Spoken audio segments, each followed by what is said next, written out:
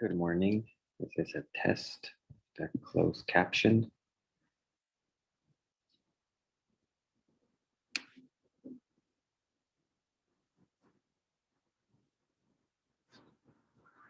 Good morning. This is a test, the closed caption.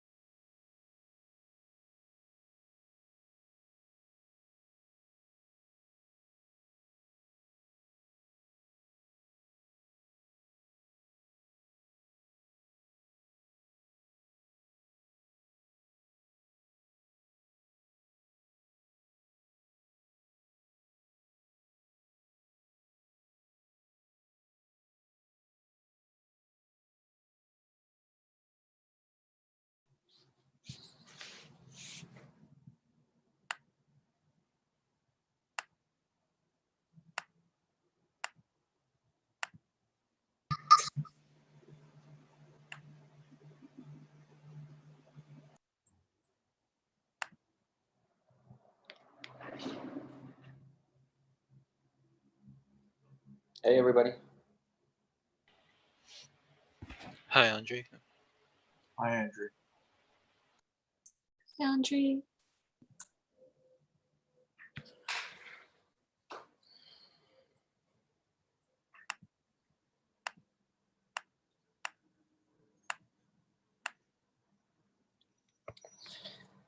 Who's our student moderator here today? Sarah.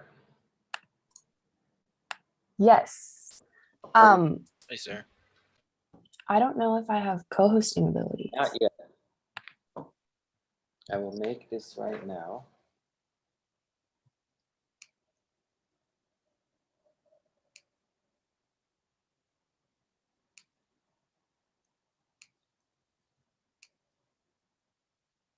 Okay, we should be set. Okay, perfect. And then did you want me to time? Did you not want me to time? You don't need to time. I mean, unless like I totally forget, you can keep an eye on it, but should be okay. Okay, sounds good. And you can just let people in. I don't know. Just don't let anybody in with a, I don't know, a fake name. We said everybody has to have their full name, but I think some people have to like join by phone or something like that. So sometimes. Yeah. Okay. Sounds good. Thank you. And well, I guess we'll have to make an exception. Mhm.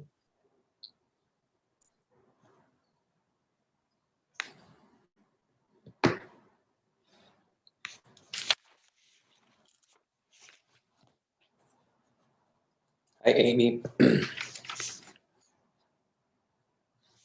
Did you get some sleep?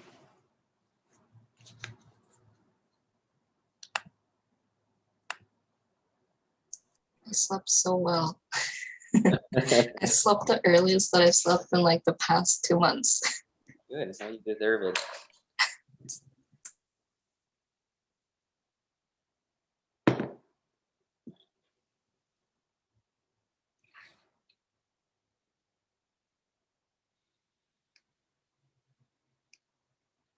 Can anybody check and maybe see if the YouTube works?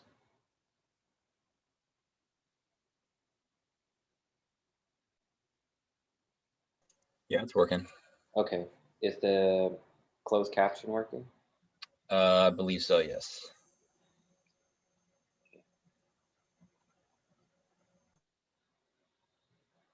Cool. Thanks, Jack. Of course.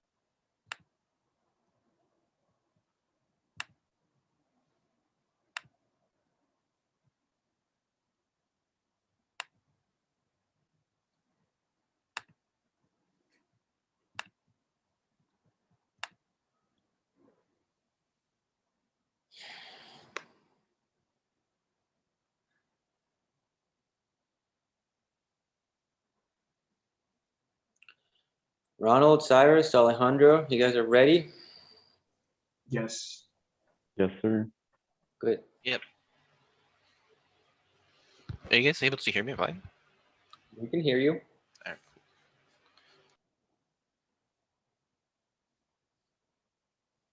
Cyrus, you there? Yes. Great.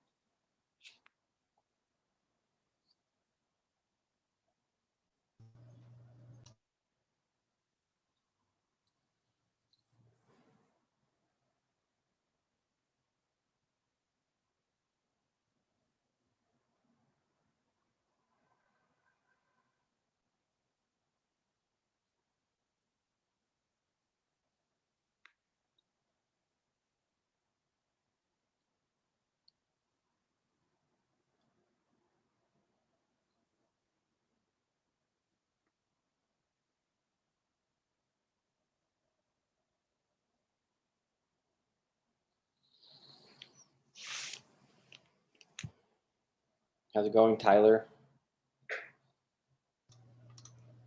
It's going all right. Did you get a new haircut yesterday? Yeah, I did it this morning. Lose some You're an egg again. Yeah. But a good looking egg, right? looks very good. I told him he should have done the Buzz Mohawk, but I guess he didn't listen. No. Do you think people want to see his picture of the Buzz Mohawk? Why do you have one? I might. Oh, forgot about that.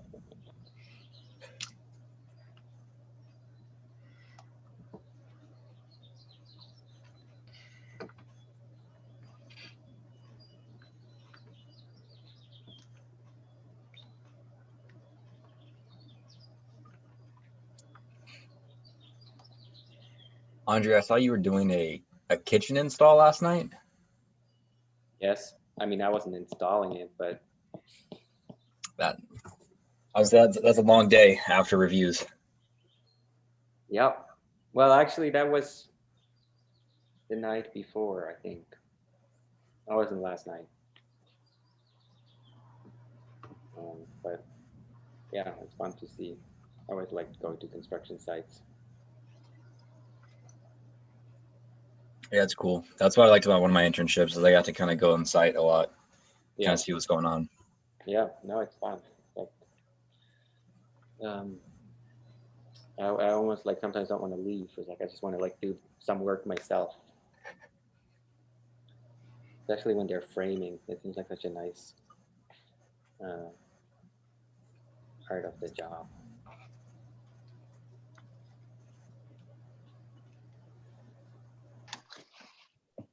Hi, Ed. Hi. Hi, Nicholas. Hello.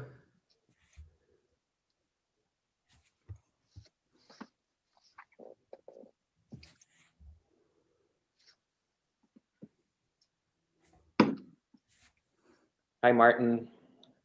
Hello. I think we're gonna. Sorry. For one more. We're waiting for Lida, so we have some time to wait. We have like 15 minutes for the intro, but I don't think we're gonna need that much. 15 seconds. Yeah. I mean, you guys can like elaborate on yourselves for a long time. That sounds horrible. Did you guys already have some morning sessions? No, we just Okay. had yesterday. Okay. Yeah, so this will be the first. It'll be the first panel.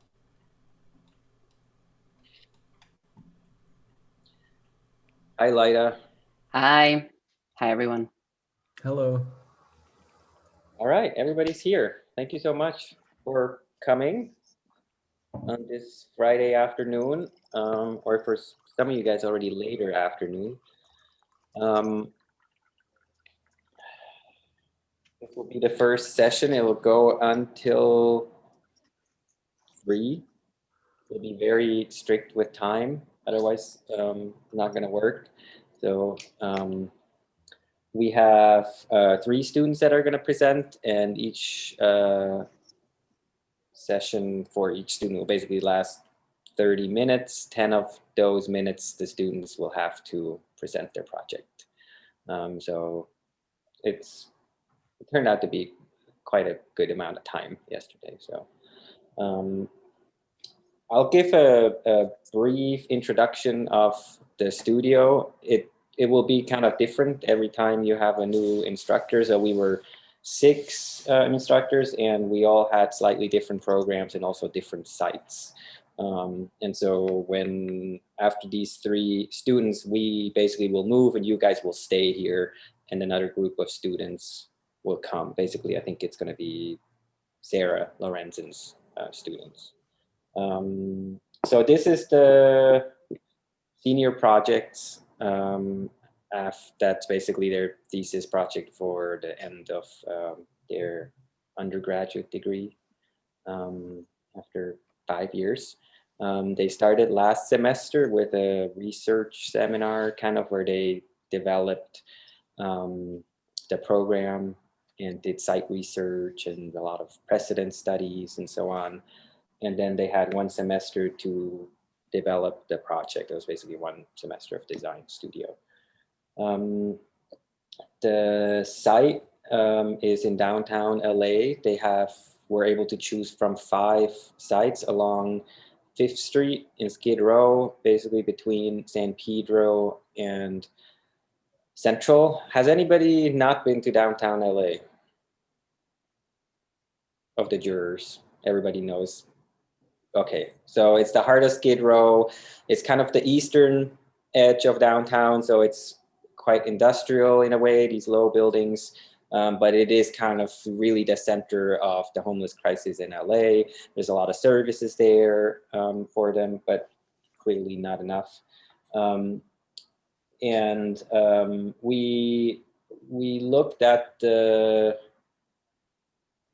site, with kind of an optimistic outlook to the future also when they were developing some of the projects, so that, it will be services for the unhoused, but also kind of like, what might people need in 20 years when some of these problems hopefully will have been kind of resolved, or because we feel like we're kind of optimistic that this will kind of get better. But like, what would somebody who was maybe formerly homeless and now lives in Skid Row, or somebody who just lives in Skid Row, period? Like, there's a lot of people that live there that are not homeless.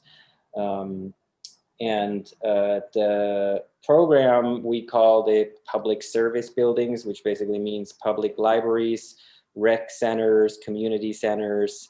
There's fire stations, and then sometimes also with kind of a homeless housing component. And some of them are a mix, like there were also libraries with a rec center and so on. The buildings are about 60,000 square feet, and the sites they had to choose are roughly in the 10,000 square feet or a little bit bigger. So they had to kind of max out the 6:1 RFA. So some buildings are pretty tall. Maybe very briefly about the parking. Downtown LA has kind of a new, much more loose parking regulation that some new buildings don't necessarily need to provide parking. So we left it a little bit up to the students if they want to and how much they want to provide. The sites are really tight, so there's some sites it was not really possible to build parking with a ramp, and so a lot of them chose to do kind of an automated parking that kind of has a lift that the cars will go in. But it was not like a kind of a huge thing of the project. And then maybe the last thing also, I mean, this is all going to be on Zoom, but we're streaming everything live on YouTube. So some of the students' friends or relatives or parents might be watching as well. So just that, and it will be kind of recorded. I don't know if it will be there forever, but I think people can go back and look at it. Any questions? Great. Why don't we, I just let you guys introduce yourselves, because I don't actually know everybody. Why don't we start with Ed, then Nick, then Martin, and then Lyda. Sure, I'm Ed Agosta. I'm principal of my own office, Edward Agosta Architecture in Culver City. And we do about 3/4 custom modern residential, about 1/4 of the work is commercial work, and very busy these days. Excellent. I'm Nick Hofstede, director at Johnston Markley Architects in Los Angeles. Andre and I worked together for over 10 years, including on the Menil Drawing Institute Museum in Houston. And right now we're doing, similar to what Ed said. I mean, we have a lot of stuff going on, but a lot of regional LA things, which are very exciting, I think, as the city continues to face big questions about how it moves forward as urbanism. So I think the projects will be really nice to see today, especially for downtown, and a lot of good questions. Martin Summers, associate professor, University of Kentucky, and I run a practice called Plus Some Studio. I did my grad school at UCLA and spent 10 years at Morphosis Architects in Santa Monica. I miss LA every day. And I was on Axel Schmitzberger's review this past week, and Sarah was on my review the other day. So I remain in contact with my LA friends. Hi, I'm Lyda. I'm an assistant professor at the University of Michigan.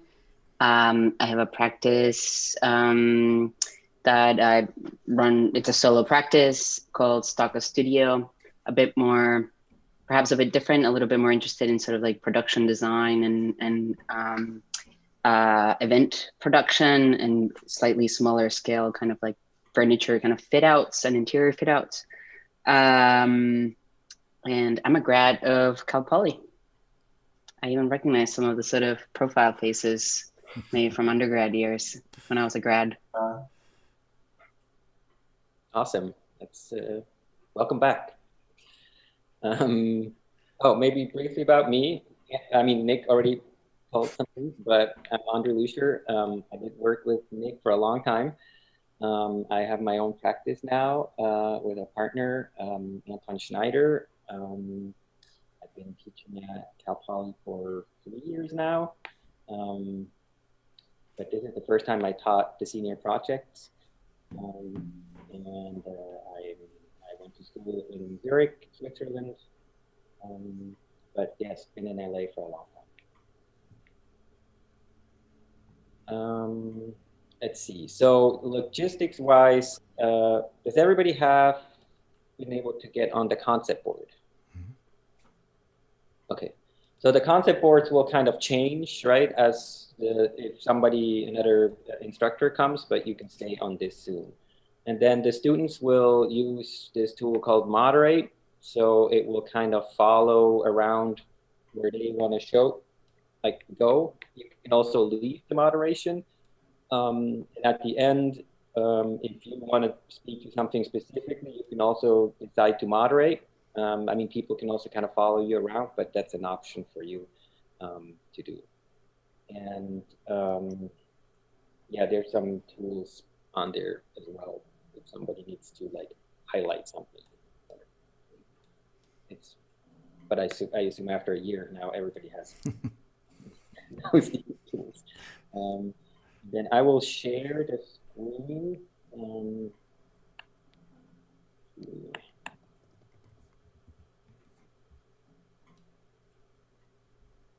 So everybody can see this. Okay, and then we will start with Alberto Ronald.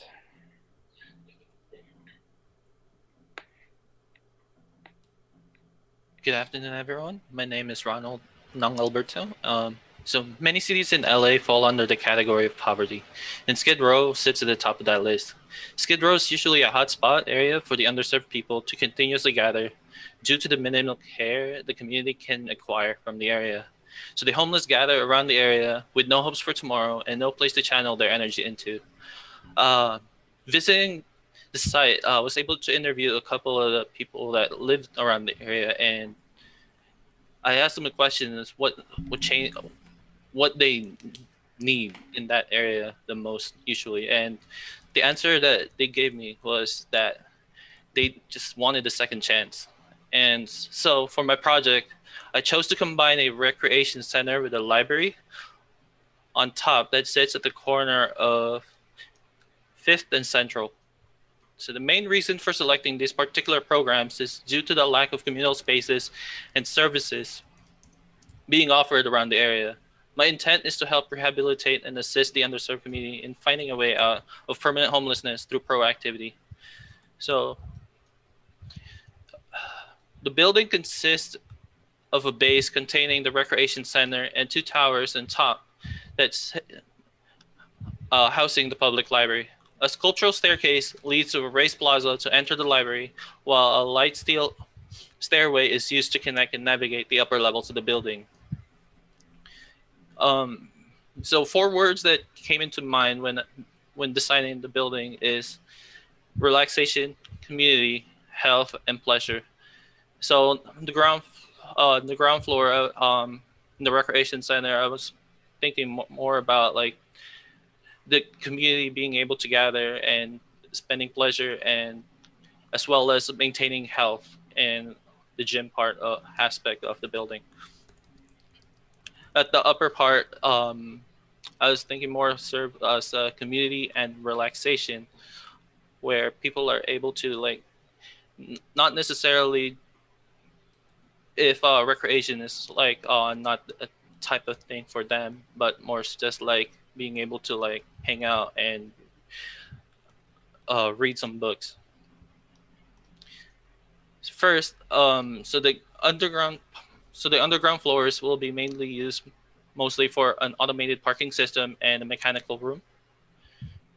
The ground floor will consist of the entry to a reception for the recreation center, as well as a basketball court, where people are able to just play pickup games and interact with the people in the building. A second entry is offered on the left side of the building, where people are able to use to go up to to the plaza, as well as as wait, all right, cool. Able to use the elevator to quickly go up the building. Here we have a view of the basketball court looking out towards the underside of the stairway that leads to the plaza. On the second floor consists of the plaza as well as a juice bar where people are able to gather, and just as well as a reception area for the library, which they can use to return books as well as like hang out. The third floor will consist of the gym, as well as the machines in order for them to be able to use. And here we have a view of the plaza looking up towards the gym area. On the fourth floor will consist of the second part of the gym, as well as the beginning of this light steel stairway that people can take that leads them to the library. And on the fifth floor, we'll start the floor for the library. Here we have a view of the community area in the library, as well as a slight view of the stairway on the left. On the sixth floor, we have the split tower of the library, as well as a community area for people to gather. And on the seventh floor will be a learning center, as well as a reading area for the community. And here we have a view of how it would look like for the reading area. Here I have a section that showcases the plaza area of the buildings.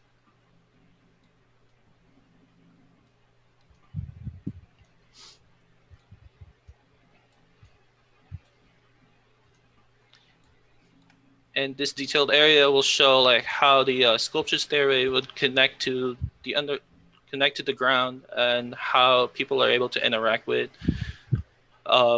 people from the ground to the plaza.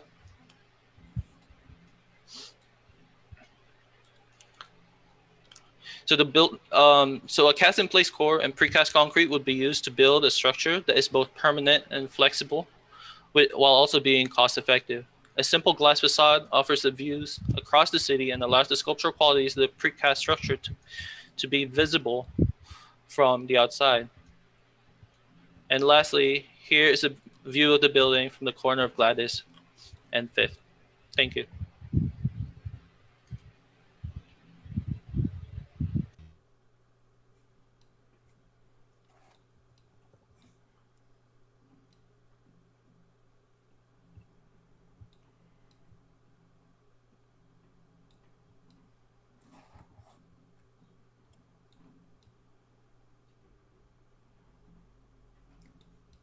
Could you explain maybe just a little bit some of the thoughts behind your exterior, your kind of the base and the glazing, the material, kind of what is the resolution of the exterior?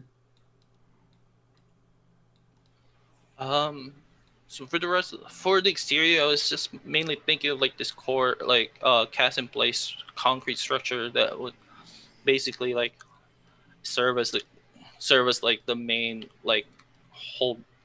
main structural piece of the building. And this precast concrete would be used to like connect all the pieces together and simply wrapped around with like the glass facade. Well, the precast concrete is your superstructure, but like your exterior, kind of at the street level and the stair and this blind wall facing, I guess that's west. What are those? Is that also concrete? Yes, sir. Okay. And when you were talking to some of the people that you interviewed, I mean, I think that's always a nice thing to do. Did they offer any thoughts into what they felt like buildings in that area were kind of helping them or not helping them, or what they were kind of looking for when in terms of an urbanism or a structure to support them? From the responses I got, they were mostly about like community buildings that would allow them, like, to like let them run the place, like, like public service buildings, as we've said. And but as a way to come back to it is also to give them to be able to the opportunity to work those places, and be able to bounce back. Like a lot of them like fall under certain circumstances without any choice, and they also a lot of them are just there not knowing what to do, and they're just spending away their life like with no purpose. So I thought that creating a recreation center would be able to allow them to channel their energy towards something and may reignite a passion towards a better future. I mean, one nice thing I think about your structural system that you've created, and I was trying to imagine when you were talking like to this, some of the sections and the renderings about where, let's say, really kind of banal things like air delivery would happen. And, like, could that be through the floor? Because you wouldn't want to put, let's say, ducting all over this ceiling that has such nice precast structural system. But beyond just the technical aspects of that, it's this building from the renderings and from the plans feels quite adaptable. Mm-hmm. Like, it's tough to exactly forecast what communities might need over 10, 20, 30, 40 years, 100 years. So, we've been noticing a lot of buildings that have a little bit more malleability, almost more generic qualities are easier to be adapted over time. And from the renderings, it seems like it's almost a loose occupation of objects and furniture in these levels that can be probably, as you said, co-opted by the community and changed by the community. I think as architects, we can plan for a certain amount, but then like life and people have to take over the buildings and make it what they need to be. I mean, I think those were very appealing in your presentation. I think the one thing that I look at, and the reason I asked about the interviews is because the plaza access and this basketball court and the whole kind of ground floor urban situation seems a little bit contradictory to your mission here, and just how closed off it is to the street, and how like bridging almost, I'm not sure how high that plaza is, but it almost looks like 25 feet above the street level. That's sometimes a very big psychological and physical, hurdle. Urbanistically.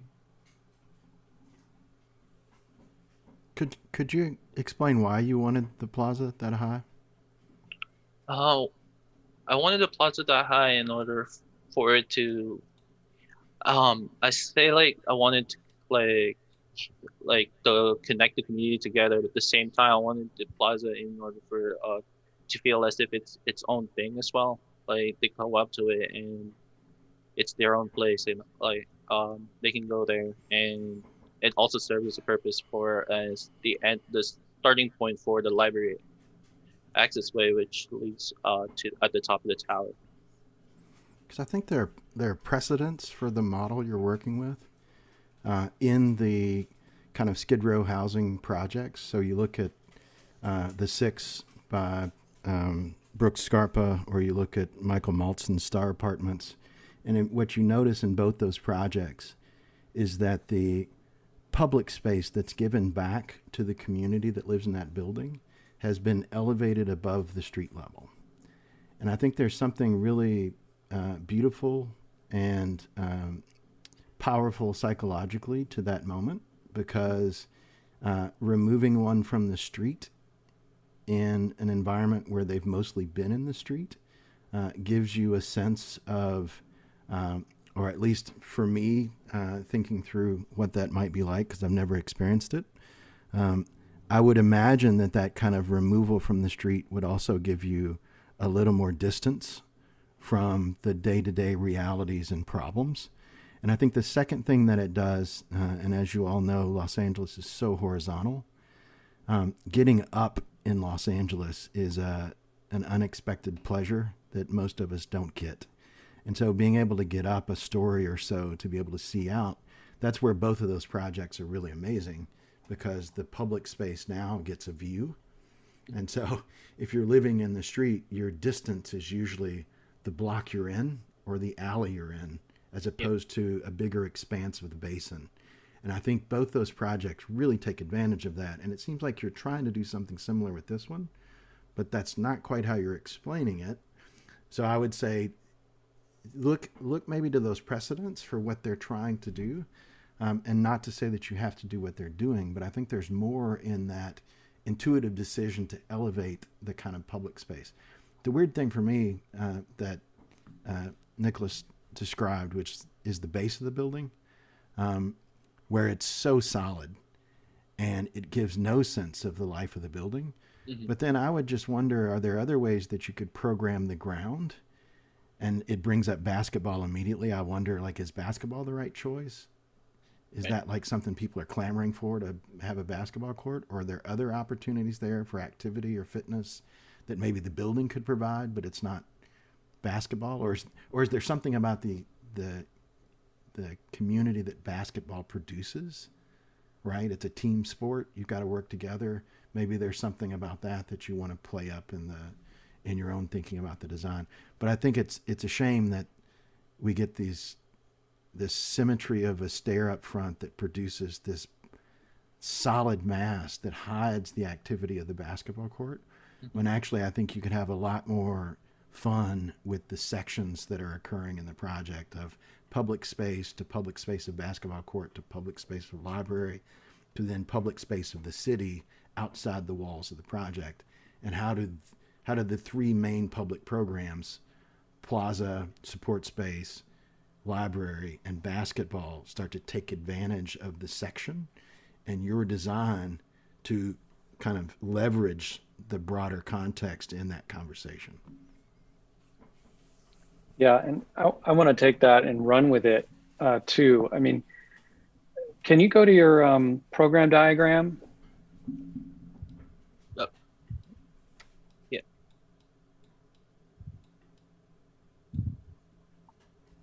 Okay. Yeah, can you zoom in on that diagram?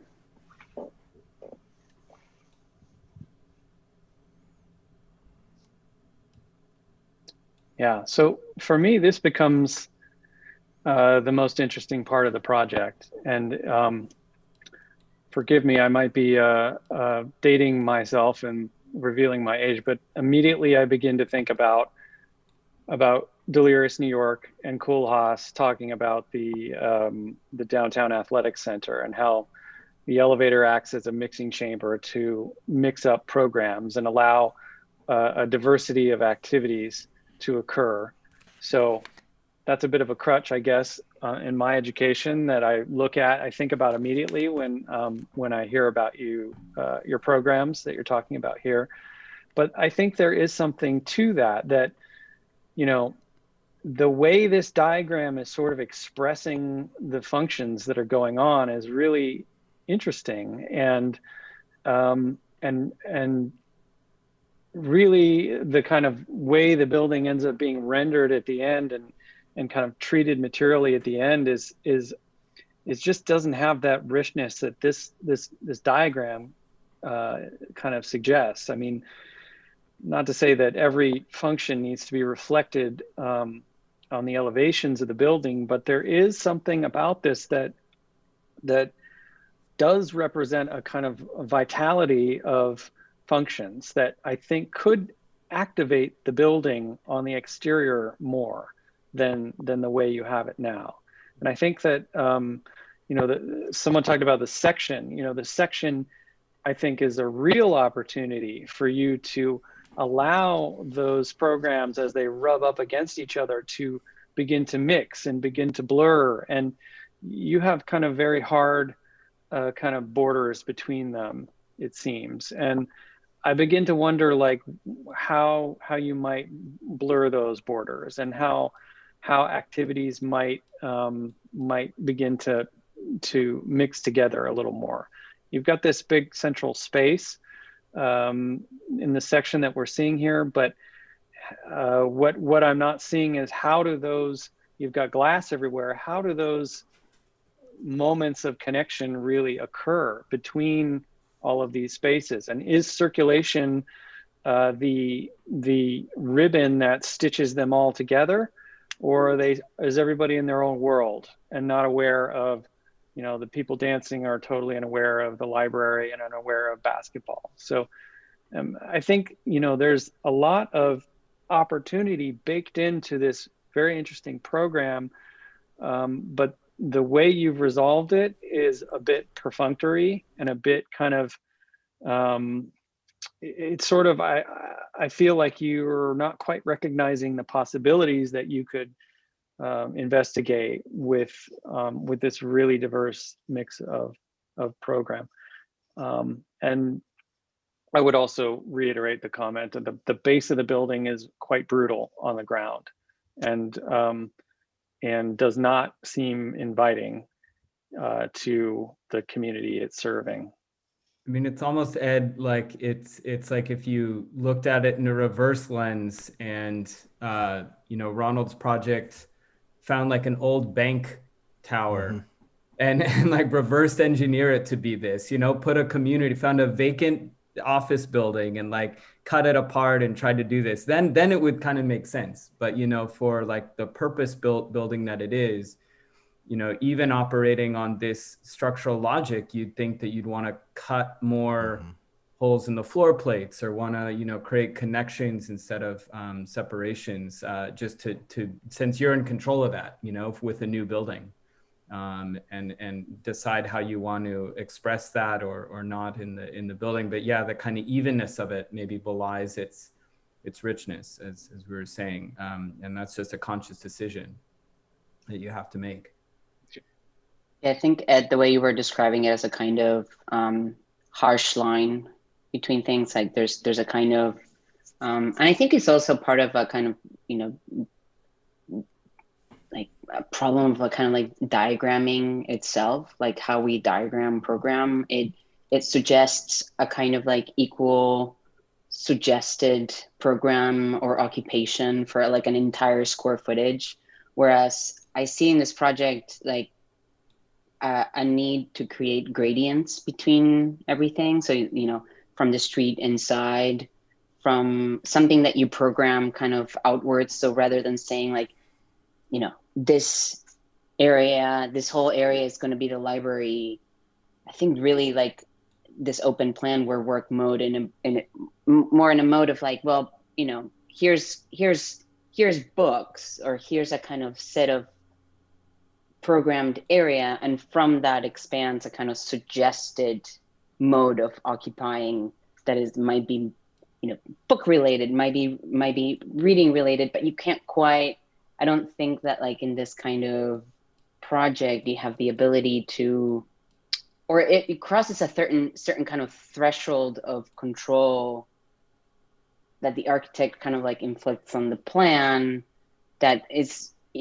perhaps a bit naive at times to say like this area is going to be used for reading and books, right? So it's like, instead, I think the idea of thinking about it as like, you know, like I'm going to put something like books and shelves here, and from that we'll kind of off-gas a mode of occupying that general area, right? But we can't quite say like this is where reading area stops and this is where like the basketball court starts. We have to assume that, especially when you give such an open plan, and with the amounts of kind of like relaxation, hanging out, you know, all of the kind of modes of just being that you described, that this is going to trickle out everywhere, and sort of like the program won't be as rigid as you imagine it being, or as you're like kind of planning on it being. So I think a different mode of programming where you just kind of insert like a bar or a juice bar, and that's all you program as having that, and then the rest is a kind of loose programming based on, you know, that like that as it's almost like a node programming or something. You program a kind of node of service, and then you let the rest of the plan kind of be a sort of looser definition of what happens there. And similarly in the ground plane, I think like your stair was an attempt at creating something like that gradient, where like, you know, we're coming in from the street inside and on different modes of like being. But I think by making it, as was mentioned, like sort of so opaque, and even making the no handrails, right? Like everything is a kind of block that you can not be seen behind. Like there's something that it doesn't quite allow for that sort of might go in, might not, might go all the way in, or might stay sort of like somewhere in the way, kind of like way of occupying space that I think like the population that you're appealing to has you know, more nuance in how space is occupied in that way. And I think it's That a makes good, sense. yeah, I think it's a good model. I mean, that's a good point, Lida. Also, I feel like talking about the program in that way, like there needs to be some things that are a bit unexpected too. You know, the things that are like a little bit like the magical. I mean, I think what Marty said about the plaza is a good comment, like this kind of elevation idea. But then what's, you know, okay, you're up there, sort of what's this magic moment? I remember we were working on a museum in Memphis, you know, which is, as a city, is kind of like had tough history. And I remember riding with some Uber drivers, and they were talking about, I mean, you have a basketball court, so I feel like I can talk about the NBA, but they were like, every time the Memphis Grizzlies get like an awesome NBA player, they always leave for like another city. Like we can never have anything nice, you know, we can never have anything really cool. And you know, I feel like the building is a start, is like there, it's together, it's a building, and then, you know, finding those spots that really become magic or unexpected, or really like a offering, you know, something very unique to this community is kind of that next level of trying to, either through section, as we said, or, you know, with program, trying to then bring it to that next, you know, next advancement. Can I give you a possible misreading of your project? Sure. If I look at your project and see the plans, particularly as it goes up, knowing that you kind of, I guess you had a 6-to-1 FAR, but I don't know how much that drives the project. When I see the plans and I see the section, what it really looks like is you're trying to produce kind of two buildings on a site, but you're seeing it as one building. And I think if you were to flip that switch in your head and actually imagine kind of two buildings that get stitched together, so that the crack between the two buildings becomes this public space that you're always crossing, right? And the connective piece that crosses becomes a way to think about connecting people, like the plaza and like the basketball court are doing. Then you might have a different way of imagining how that public space could get shaped relative to light or geometry or those unexpected moments. Or even potentially one building has a floor and a half as opposed to every floor being equal. And so you get a misregistration of the two so that it expresses their independence. And then you've got other things you've got to solve, right? Which allows you to look into spaces in unexpected ways.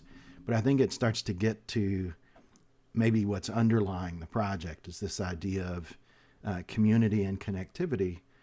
But I think seeing the community as a kind of single mass, both physically as a project and conceptually, is a bit of a problem. And so I would ask for like more strange conditions in the project where an individual can find their own space and where they can call kind of home, rather than seeing it as a kind of neutral infrastructure that they fill out. Because I think that would give you more options in the design, but it could also allow you to put pressure back on the architecture to solve more problems than being kind of neutral about it, you know? Because it just feels like the backside of the building, which I don't see, but seems to be drawn as this hard wall. It seems like that wants to be open as the front. And that your experience moving through this building is always internal to to kind of city, right? And you're connecting these things. Okay.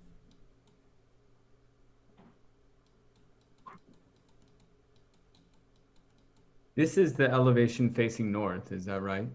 Yes, sir. And what is on the back? What is on the south side? Is that also glass? It's also a wall as part of the core. I see. I see. Okay, more solid wall. Mm-hmm. And is that because of anticipation of like future buildings? Yes, sir. Mm-hmm. Because in anticipation of the future buildings, other buildings would also have the same like building limit, which would building height limit, which would basically be unlimited as well. And there's also a chance for those buildings to be blocking that view in this end. So it even places, I mean, it even places more emphasis on the courtyard or the atrium then.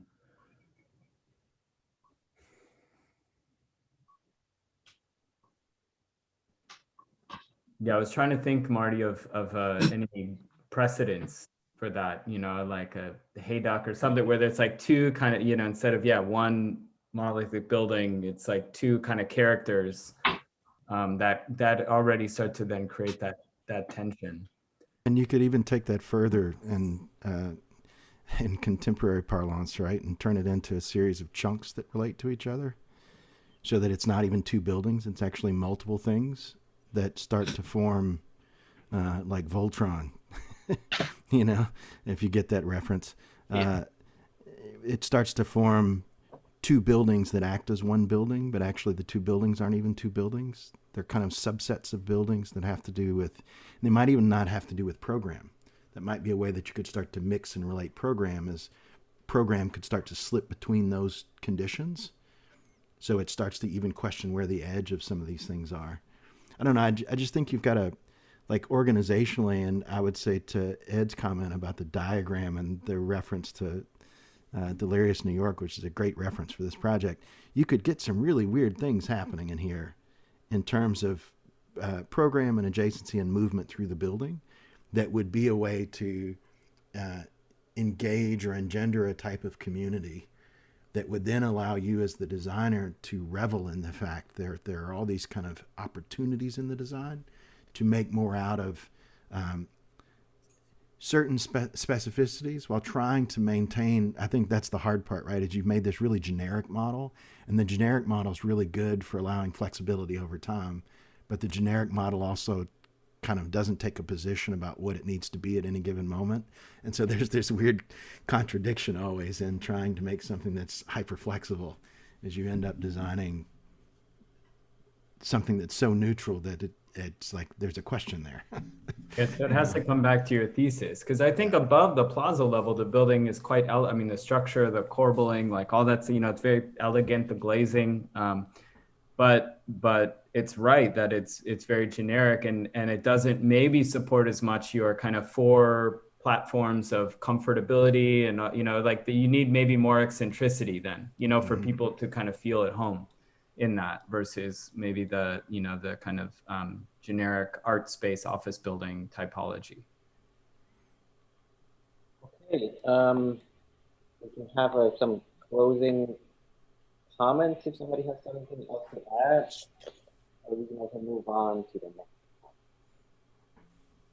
I would just say include in your health diagram the stairs. Right, you've got these stairs everywhere. It's a running track. Take advantage of your architectural moves. Thank you very much. You can run up and around the roof, put a track on the roof, down the stairs, just, yeah. Thanks, Ronald. Thank you. I just, one last thing. There was the discussion of how do you have two buildings stitching together as one. And I posted in the chat a document or a building by CISA that's in The Hague. I couldn't find good images of it, but if you dig more and do more research on it, you know, there's one that's a white element, there's another that's a brick element. They're connected together by this sort of platform, and they interlock in very interesting ways. So if you can go to the library, you'll find plans of that building, and you know, each one has a unique form, a unique materiality, and a unique kind of function going on, but they're kind of unified in a very interesting way and reflect the context that they're in an interesting way. Again, I couldn't find a good link, but it gives you a couple pictures there. Thank you. Thanks, Ed. Okay, the next project will be by Cyrus. Okay.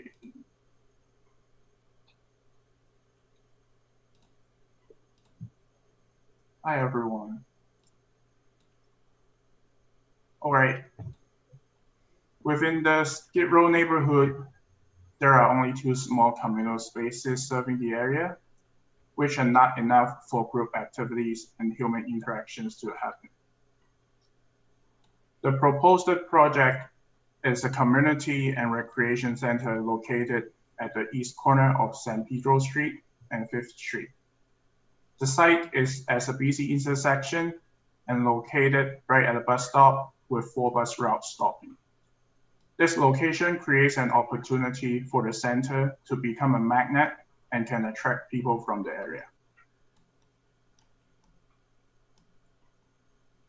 The center's program is a combination of physical and static activities, which aims to bring individuals with different interests under the same roof. It consists of multi-purpose and activity rooms, a branch library, physical therapy, outdoor gym, swimming pool, and a multi-game court. While interactions normally happen horizontally, the possibility of interactions happening both horizontally and vertically is explored by designing a communal volume connecting different programs at the center. The lower levels are 2 building blocks with elevated walkways and stairs crisscrossing in between, encouraging public movement and interactions. This outdoor communal space acts like a vertical street and brings spontaneous interactions from the sidewalk to the center of the building. It serves as a crossing point and offers possibilities for positive encounters and dialogues to happen.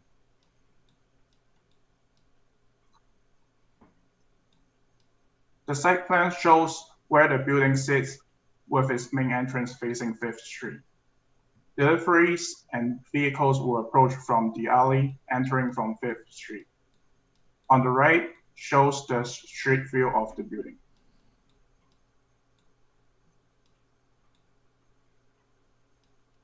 When one arrives under the roof, he or she is entering a shaded outdoor area. Multiple elevated walkways or vertical streets are floating above the ground and connecting the 2 lower wings of the building. Inside the west wing is the multi-purpose space where larger events will take place. It can be a community theater, meeting, or exhibition space. Entering the east wing will be the main lobby with elevators to the upper floors. Deliveries and parking will also be able to enter the lobby directly.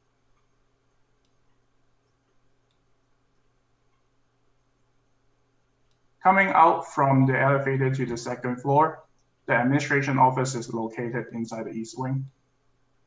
The west wing is designated for activities that are smaller in scale, such as workshops and group classes, and movable panels will be used for flexibility based on the space needed for those activities. Elevated walkways connect these 2 wings together horizontally, and is also connected by stairs vertically from the 1st floor up to the podium.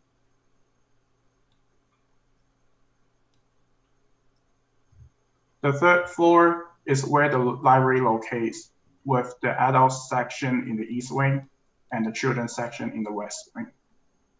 On the 4th floor, a physical therapy space is located inside the east wing, providing related services to the community. One can also walk outside from there through the elevated walkway to arrive at the outdoor gym. In this rendering, Behind the glass here is the physical therapy space, and one can either walk out to the gym or walk up the stairs to the podium level on the roof of the East Wing for leisure. Starting on the 5th floor, the programs are not divided anymore. An open-air swimming pool is located at this floor with the changing room placed away from the street.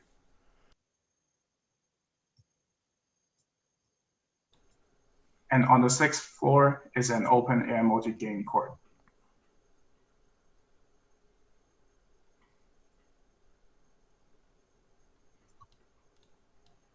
The sections here shows how the larger programs are placed on top of the 2 smaller wings, creating a void in the middle for the vertical streets idea to happen. Automated parking system is used in this building for efficiency.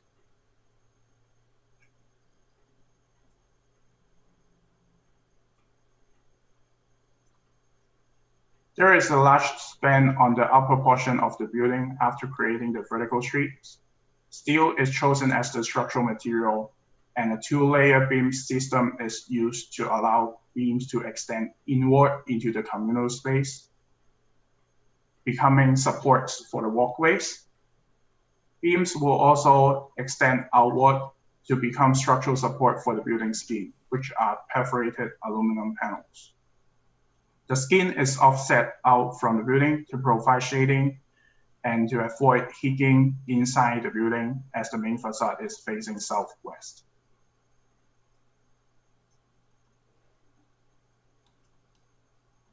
The elevations shows the relationship of privacy and welcomeness within the building. The vertical street is more welcoming to bring the sidewalk interactions inside and is not closed off from the street, whereas the other parts are separated from the street by the perforated aluminum panels, having a balance between the privacy of users and openness as a public surface building.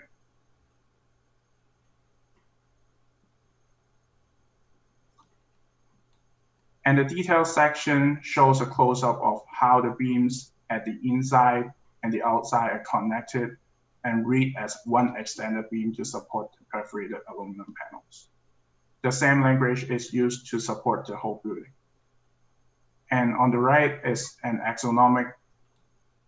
axonometric view of the vertical streets, serves as a crossing point between programs and offers possibilities for positive encounters and dialogues to happen. Thank you.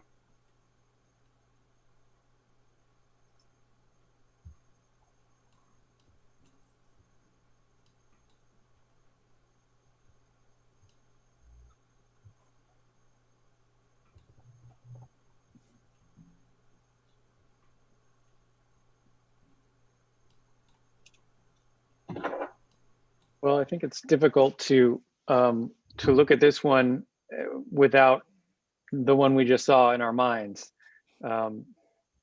because it seems like this one is sort of doing a lot of the things that we kind of recommended in the last review.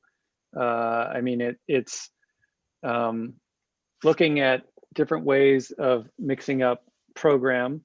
It's really about this central stair, I think, vertical street, you call it, and how that becomes kind of this euphoria of circulation that is a axis going up through the building. And I think that's a good kind of anchor for the project. The way it's executed, I have some thoughts on that. I mean, I think I think you need to study more about how you can encourage the kinds of activities that you're trying to have happen there. So, and often that comes through furniture or through how you're articulating the staircase itself to kind of have little pockets. You know, it's sort of like a river, and there's little areas where the current slows down and activities that are more stationary can happen, versus when you're walking up the stair when you're really in movement. So it seems just at this sort of schematic stage that there's a couple of places to sit, but how do you really make that the catalyst of activity to really kind of make it a destination and not just a place that you're circulating up through the building. I think that you're getting there. I mean, it is a signature element of the building, and I think it can provide an identity to the building and an iconography for the building. But I'd want to just believe it more, that it really would be as vibrant and kind of rich as you're intending.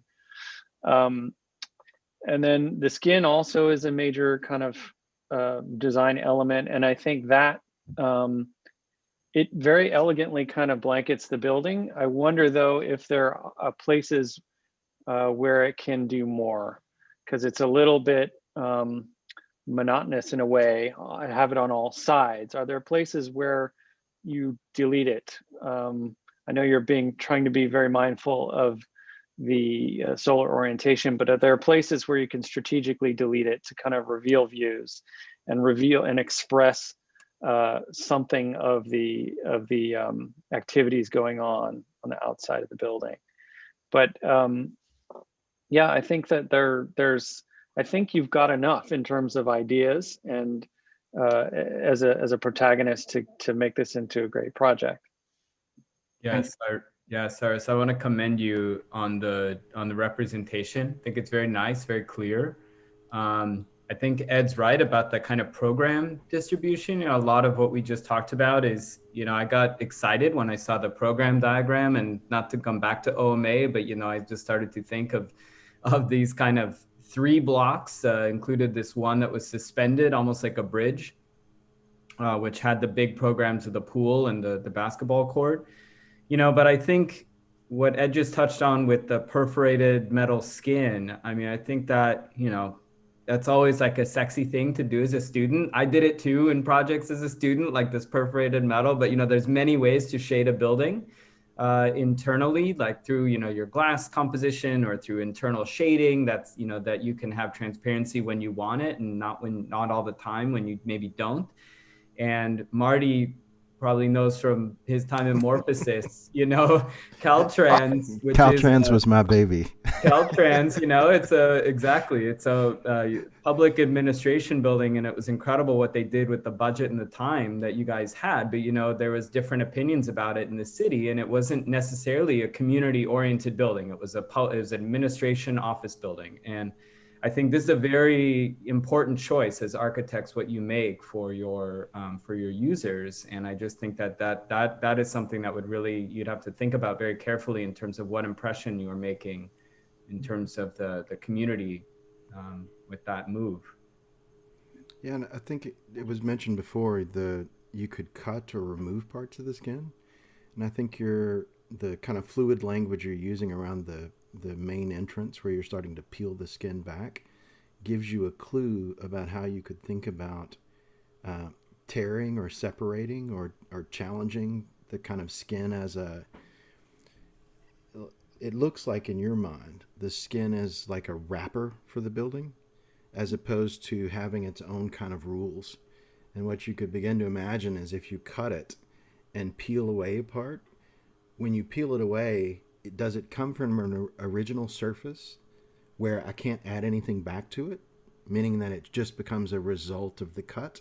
Or can I actually bring pieces back, right, which frees me up in terms of the language and the geometry to do something else with it?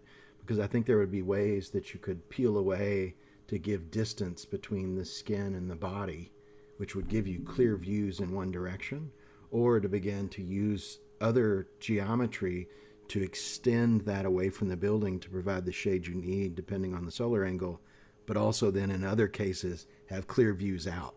So you start to use the geometry to produce both form and performance that then allows you to make other opportunities for what's happening on the inside. Because you're lucky. The 2 main programs that are spanning are 2 big volumes, and they are activities that require your focus inward as opposed to looking out, unlike the office building that Caltrans was, which people are looking out of all the time, and that pushed a lot of the rules of that project. I think there's something else that I see, though, in your project when I look at the section that are maybe some missed opportunities. And As Ed said, you know, there are lots of things in this project that we were talking about on the last one that, you know, I just started nodding my head when I saw the project start, because it's like, this is literally the conversation we're just having. But now it's how do you take those ideas and extend them? And so I'm going to draw on your section. If you've got the ability to move program around and you don't have a height requirement or a zoning limit, you could always push some of this program out a little bit and give yourself a void back here. And to imagine these stairs not as, in your plan, your stairs have a rule that they're all kind of working this way. Yes. What if the rule for the stairs was this, and you could do whatever you wanted with those stairs? You could start to shape the space between as opposed to making a solid condition from below, so that I can look up at various angles through that space and see moments. So if that would be the case, you could imagine that your stairs end up wherever they need to be, but that you could also connect the upper levels through a similar stair, so that it's not the stair equals this zone equals the main public space, but the stair actually stitches the whole building together. And it might be a way to get light in the backside here down into that public space, or to connect that, you know, through the section so that it's not front and back, right? Yeah. It's thought of as a in the round idea. So I think there's more opportunity in the project. I don't know. I'll leave those bad sketches, or I can erase them if you want, or you can erase them later. But ultimately, I think there's more potential in what you've set up, that I think the push to make it a building and a kind of comprehensive building forced you to make certain decisions that you need to go back and rethink now that you know how to do it. Thank you so much.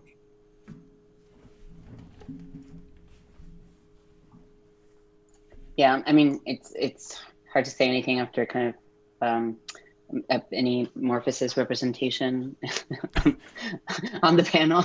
Sorry, that shouldn't close the conversation, because no, I'm there sorry. are lots of issues with that project. The project seems very, you know, in the spirit of, but it does seem, and I'm sort of like just building up on comments, but there's nothing casual in your building. There's kind of, you're either on your, like, you're either inside or you're on your way to inside, right? Like there's just kind of no flexibility of like occupation. And I think, as you suggested, Martin, there's something about introducing porosity, and I would say perhaps not porosity or cuts on the facade, but it's actually on the interior structures that I would just kind of try to like eliminate, like do an initial edit of walls, especially walls that kind of hit that center opening,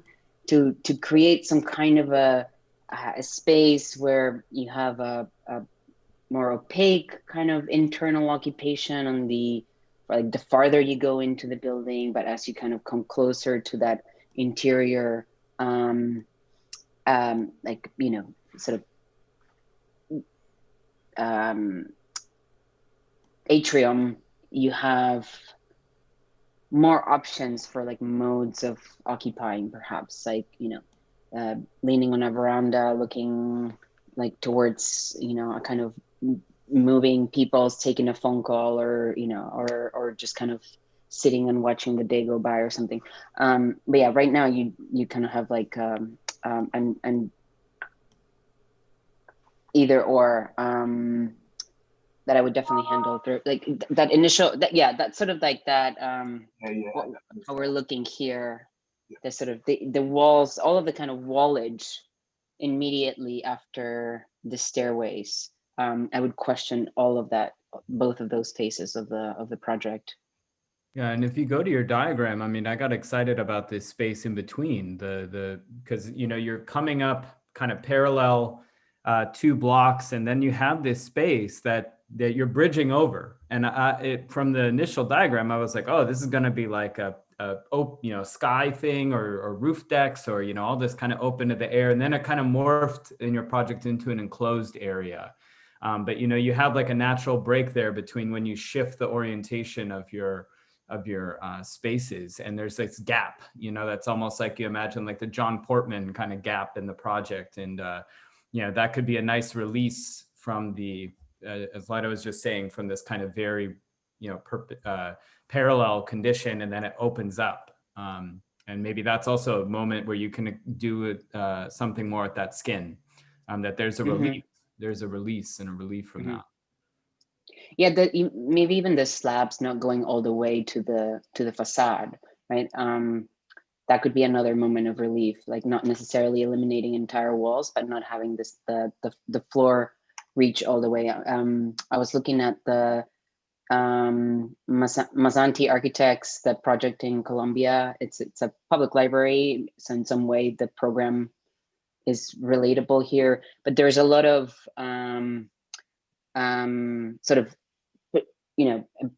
adjacent to the outer skin, there's a lot of continuity sectionally, like you can kind of see the entirety of the facade of the building from the inside, and the floors just kind of stop, because the floors stop sort of short of touching the edge, right? And I think in that it creates a lot of, it airs out that kind of opacity in a sort of different way that's not just eliminating walls or eliminating verticals, but actually not making the horizontal reach all the way. May I ask who is the architect? I'll put it in the chat. Okay, thank you. When did your collage appear? Was that early or late in the process? Which one?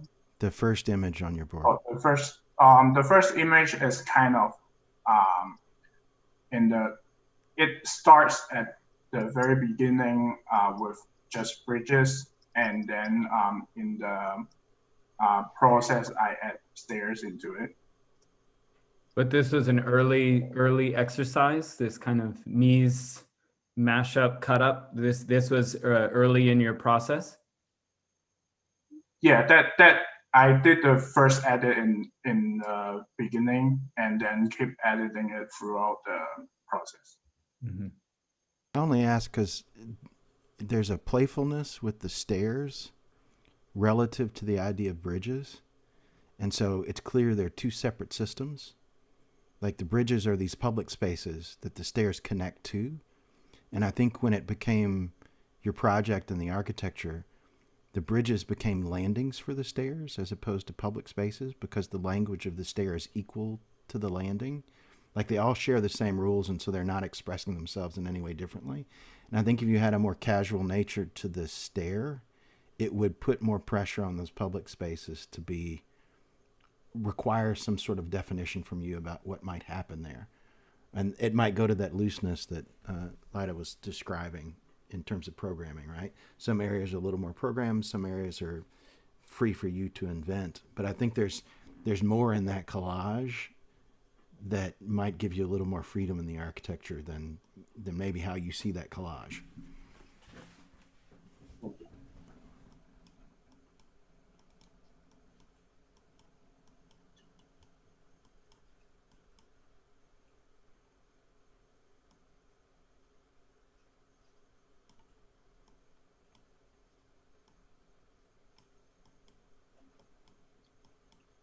Yeah, I know it's also tough this last school year to not be able to make as many models, but over the summer, if you get a chance to make a model, it'd certainly be nice to see how the light comes in, because that's one thing it's sometimes hard to get in like the renderings, but I think that might also help to refine this kind of looseness with the skin or with the floor plates, or something you can kind of study volumetrically, because I think, as everyone's been saying, your program sort of organization, this idea of this activated core with the stair, I think the kind of major moves seem like they're on a good track. Then it's, we're all talking about like resolution of those, right? And hierarchies, and just trying to have a clarity about what is sort of the primary core thesis of the project. But it's it's a very good foundation. And you said the pool is open to the air? Yes. It's a perfect opportunity to cut away that skin. Because what program do you want light more at than the pool? Mm-hmm. And the fact that it's open air, so it's not conditioned, gives you a lot of freedom to kind of make a move there that's much more at the scale of the building relative to its urban context than the building as a kind of internal move. And seeing in and seeing out, I mean, from the outside into this, because, you know, honestly, depending on how well you do a mesh or a perforated metal, I mean, it can honestly they can start to look like a prison, you know, which is not good. So, you know, I think that opening it up is also a gesture to community to be like, you know, you can see in and see out, and it's like good stuff happening in here. It's not obscured. I'm still stuck on Ed's comment about the OMA, because I think it's kind of perfect with these vertical buildings.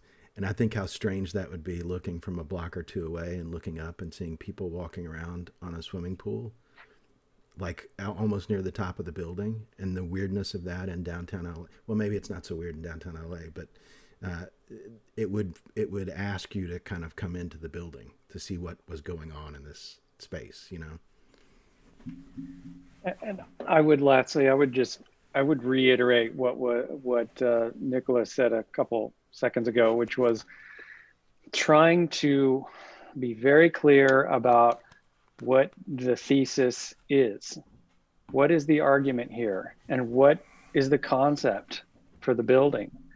You've got some interesting moves going on, but what is the overriding idea that's tying them together? That, you know, a concept is a package of ideas that, and it implements those ideas.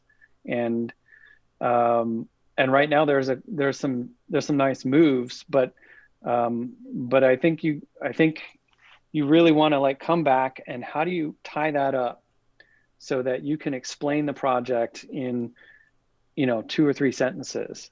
I mean, I look at it and I'm like, I mean, I can project maybe what a concept could be, or maybe what an idea could be. I mean, to me, there's something about movement going on here with your stair and with your skin. I mean, an athletic center is about movement. It's about the body. Your staircase is about that too. Something, I don't know why, something about your skin suggests something muscular, or something kind of like muscular tissue, or something that some kind of way that you can frame what you're doing. And once you have determined that, then you can always refer back to it and use it as the protagonist for how you're making all the decisions throughout the project. So, you know, say you identify your project is about movement, that can help you determine how structure is being deployed and how materiality is working, and all the way down to like the doorknobs. It can become the central idea that's holding everything together. And I think it's there, but I think you need to state it and articulate it so that, you know, imagine you're talking to a client, you've got 30 seconds to catch their attention for what this whole thing is about.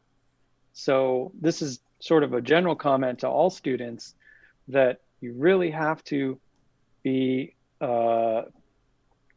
laser focused on determining that phrase or that sentence that explains the project. Sometimes it doesn't happen until the very end, but at least at time of final review, I encourage everyone to have that. Yeah, that's right. It transcends a building almost. I mean, it's you can say, oh, I have structure, I have floor plates, I have, you know, stairs, I have the things I need to have. But, you know, when it's the sum of all of its parts, like what is it actively doing to, you know, what is it saying, communicating, expressing, and what is the main sort of tagline of the building? I mean, not to dumb it down into like one thing, but like as Ed said, you have to, especially as you guys are going to go into the field and be architects, you have to tell a client, like, why is this something special versus another thing? Why is my idea here very strong? And what is it operating? What is it doing? Just beyond being a building, satisfying the program, satisfying the code, you know, it needs to kind of transcend and have a position about its architecture. Okay, I think that was a good kind of wrap up. Unless somebody else wants to add the last thing, we can move on to Alejandro's project. Thank you, everyone. Thank you, Cyrus. Thanks. Alejandro, you can start. Hello. Hi, can you guys hear me? Yes. Hello. Yes. Okay. Yes, it sounds good. Hello, my name is Alejandro Padre Valenzuela. I'd like to introduce to my project. Recognizing that the city of Los Angeles contains one of the largest centralized homeless populations in the United States. Among this population of homeless remains a less visible population of homeless youth who live under extreme conditions for the children, under extreme conditions. For the children of Skid Row, they're constantly exposed to violence coupled with emotional stress of living under these conditions, which poses a vulnerability and higher risk to their health and safety. Despite the dense network of social services that Skid Row has in place, Skid Row is currently not designed or equipped to meet the current needs of the community. My proposition intends to tackle on these issues by proposing a project that contains a hybrid system of a community center for at-risk youth with a fire station to provide the support and essential services that are limitless and are necessary to help foster a safe space that will help rise and elevate the youth and its community members through experiences and opportunities provided through these spaces. The site's location is centralized in the heart of Skid Row, which is situated on the corner of 5th and San Pedro, which is in close proximity to nearby shelters, support services as well. With the current M2-D2 zone allowing for no height restrictions, this allows for the project to reach altitudes higher than any nearby buildings and structures. The program itself is a system of service and support spaces that are represented through the two programs, the fire station and the community center. The fire station serves as the service base of the project that provides service-oriented spaces to provide opportunities for educating and training the local youth and its community members, while the community center serves as a support core and it acts as providing resources and spaces to the youth that may not have access to these spaces and will help to foster learning and growth. In addition, it also integrates an elevated outdoor spaces that are secure from the extreme dangers and conditions of the Skid Row streets. The structure itself is organized through a 15 by 10 grid consisting of a concrete podium base with a steel frame concrete column situated on top of the podium. Integrated within the system as well is a truss system that holds up the roof of the auditorium, this space that opens up, which will be referenced in plans and sections as well. But it holds up the space underneath for allowing an open space below. The EV system is incorporated through a metal facade system that allows permeability through this compact form of the tower. It allows for solar protection as well as for wind ventilation to go through the outdoor spaces at the higher levels. The form itself explores the concept of elevating the youth by providing the spaces and resources as well to help uplift them. Moreover, the verticality of the project sets an icon and stands on marking that Skid Row is within the fabric of Los Angeles and its downtown as well. And within the comprised elements that is really critical to this project, this project kind of explores the ideas and spaces that are adaptable over time. As a transient nature that is prominent within the Skid Row homeless population, adaptable communal spaces that are integrated within the project will help to aid towards the needs of the community that are integrated within the project and that will allow for the freedom for the youth to foster in, which is sort of a democratic system that is flexible and that is often not really represented within, that's not represented and available to these youth. And starting at the base, there are two underground floor plans of the tower, which consists of 12 parking spaces, which just holds utilities and mechanical systems as well. On the ground floor, with the project being on the corner of 5th and San Pedro, it allows for a multifunctional space to be utilized within this area, and as well as for the integration between the apparatus bay and the lobby space as well. There is a threshold within safety and security to the building that is centralized through this curvature current system.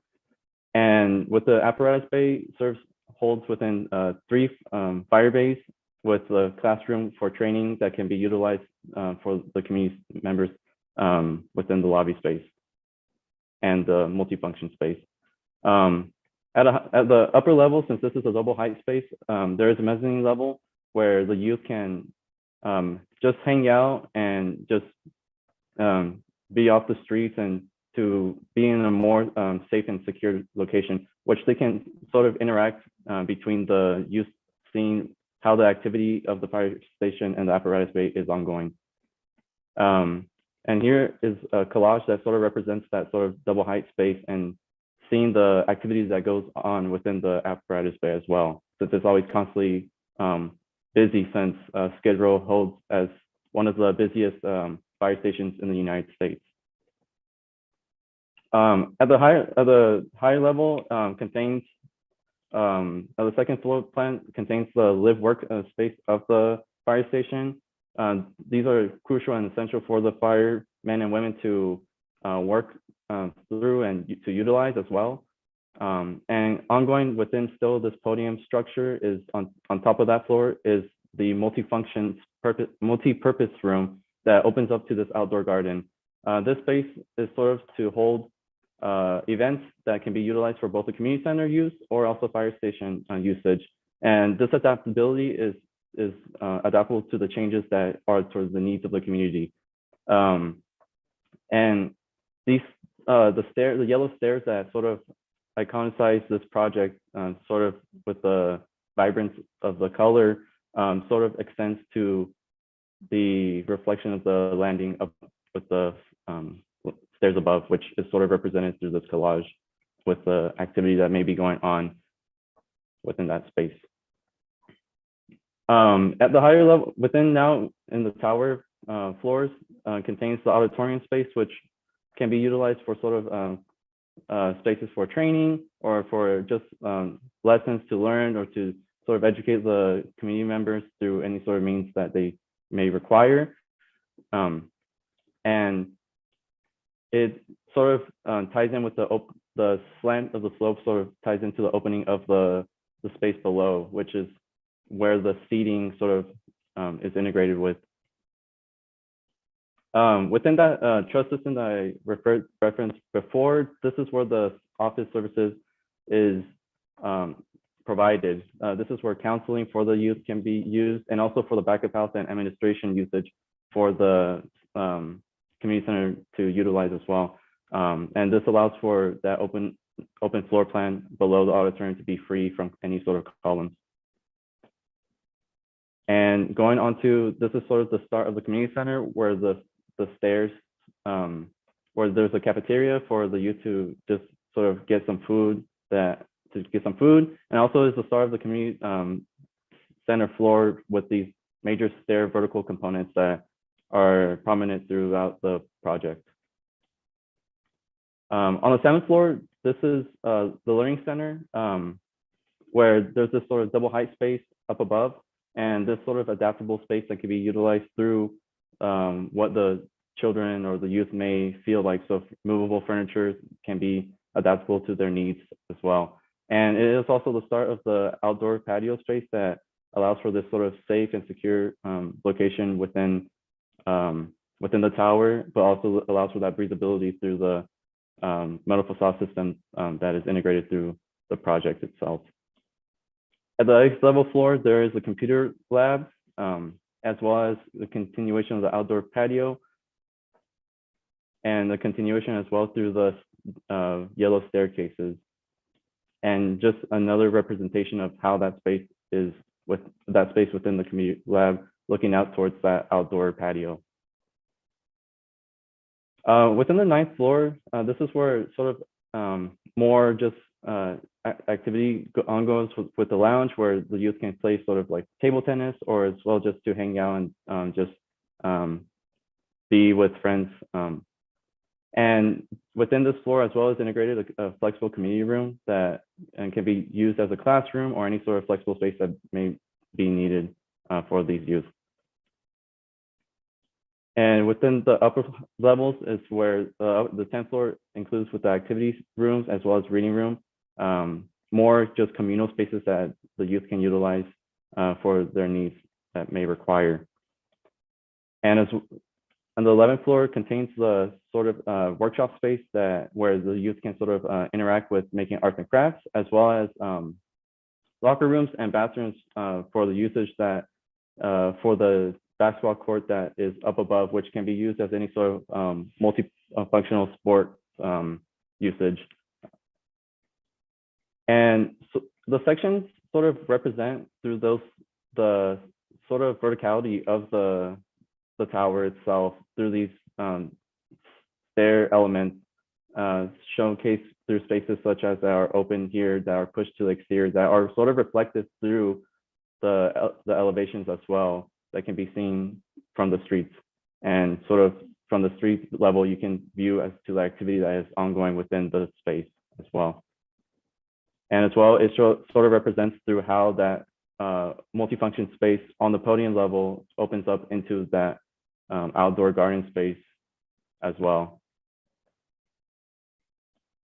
And here's just a sort of representation of what that outdoor podium or outdoor garden space on the 7th floor is comprised of. And continuing on, it also represents as well as the exposed sort of ceiling that is showcased within the project as well, giving that industrial feel like that is represented through the Skid Row community as well. And the ongoing activity that keeps going on through the outdoor space as well, that can be used with lots of functions. The wall section sort of highlights the detail of how the system is tied in together with sort of the indoor space that is ongoing up here is tied into the outdoor space here, and how the systems sort of tie in with the HVAC systems with drainage and that sort of those requirements. And you have to start wrapping it up. Yeah, sounds good. And just sort of exterior representations of the tower surrounding the three sides as well. I like to end things off on a personal note through this drawing, and that is that, you know, having the opportunity to been able to volunteer my time to help serve the youth in underserved communities, I've learned the importance of and values of spaces that may not be available for every community, but yet it's crucial to provide those support and resources to those underserved communities, to provide those equal opportunities. Architecture may not be able to solve every issue, but it can act as a catalyst through the spaces that are curated to help foster growth and opportunities to help benefit its users and the local community. I thank you for your time for listening to my presentation. Thank you. Alejandro, yeah, really, first, want to commend you on the rigor, the architectural rigor of this project. There's no better coach for rigor that I know than Andre Lucier as well. So you're lucky to have him through this project, because this is very, you know, this is very cohesive in its thought and its language. I do want to ask you about your position that you take great lengths to highlight this kind of yellow external stair element. Could you explain just very briefly, very succinctly, what was your thoughts on that placement? Because that's, you know, it's a very big decision, kind of how you place, where you place that stair where you did. Yeah, so sort of one of the issues that I ran into designing this project was sort of the comprising the communal spaces together, and that was through these sort of staircases that are tied in together. I decided to push them out to the exterior so that they're represented through elevation, and as well as to be showcased that these sort of staircases, I guess, of opportunity can be sort of represents that elevation that can be tied into these youth, that they can be elevated off the streets of Skid Row. And also the color chosen was not just because I like it, but also the color yellow sort of represents that vibrantness and that energy that sort of can be reflected to the activity that is ongoing within that space. Right. No, I mean, I'm asking that, you know, I totally get it. I think it's a really interesting move, and there's other precedents for it. Like there's the Lloyd's building in London, you know, a lot of these kind of high-tech architects like pulled the stair out of the building and made it a very like feature sort of expressionistic moment of the project. I mean, I think I was more interested in just its position on sort of the south end, which is the blind wall. Maybe there's a future building there. I think versus occupying a different corner of the building, either over San Pedro or over 6, because in a developer setup, you have to maybe preserve the corner glass for corner offices or prime real estate or something like this. But in this kind of community building where it's a different kind of occupation and financial or non-financial goal, there's more of a freedom maybe to have to occupy a different corner than kind of in between the gap, and a little off the street. Maybe you don't quite see it from the street unless you're on this terrace, So I think that was just one question as you were going through. It's a really kind of cool moment and element, but in my mind I was just like, what if that was kind of more visible to the public than kind of tucked in the back. Right. So Alejandro, this is a super impressive project. I mean, all the things that kind of came up in my mind as you were presenting, as you went through it, I found, oh yeah, he actually did it and addressed it. So, things like taking advantage of the roof on top of the apparatus bay, and things like pulling back at the corner, and finding an intelligent way that you could have two very different programs, a fire station and a community center, coexist in a way where you're able to keep them separate where they need to stay separate, and allow them to cross where they can cross in a way that preserves security and safety, but also allows them to share the benefit of kind of being next to each other. The treatment at the roof and how the building kind of extends up, and there's a space at the roof deck, the stair, as Nicholas mentioned, and that was actually he stole my comment. That was the one thing I was going to ask, is why did it end up where it is? But there's so many things that are right with the project, and so just the detail, how you get into really investigating that skin. And just, I think I really do take it to heart that you studied this community, and you put in a good faith effort to really respond to the population. So I find myself in the strange position of not being able to really offer too much in terms of critique, because I feel like you've hit a number of them. I mean, I'll throw one at you just for the sake of it. The yellow is very effective graphically in your presentation. In reality, it might recede a little more, because you're going to have other materials than just the white and the yellow. So it's a little bit of a gimmick, I would say, but it's a really good one, and it works. But I would try to think about how you can lock it in a little more in a way, because I've been on the receiving end of client comments that would look at this and say, oh, I hate yellow. And then what do you do? And then it's like, okay, all the thinking you put into it, you need an argument for why it's that color, because color is one place where clients think they can assert some control and power, because it's just paint and it's easy to change it. So how do you get it so it's an integral part of the idea of the project? Or is it some other material? Is it something of that is a material that has a color that is not easily stripped out of the project? Because if that went away from the project, the thing in my mind is that going to fundamentally weaken it if that circulation element wasn't highlighted in the way that you are doing it. So, but that's not really a critique. It's just kind of like a be aware that this kind of thing could happen, and try to address it up front before it sadly would ever get value engineered or anything out of the project. But otherwise, it's exceptional. It's exceptional work. Thank you.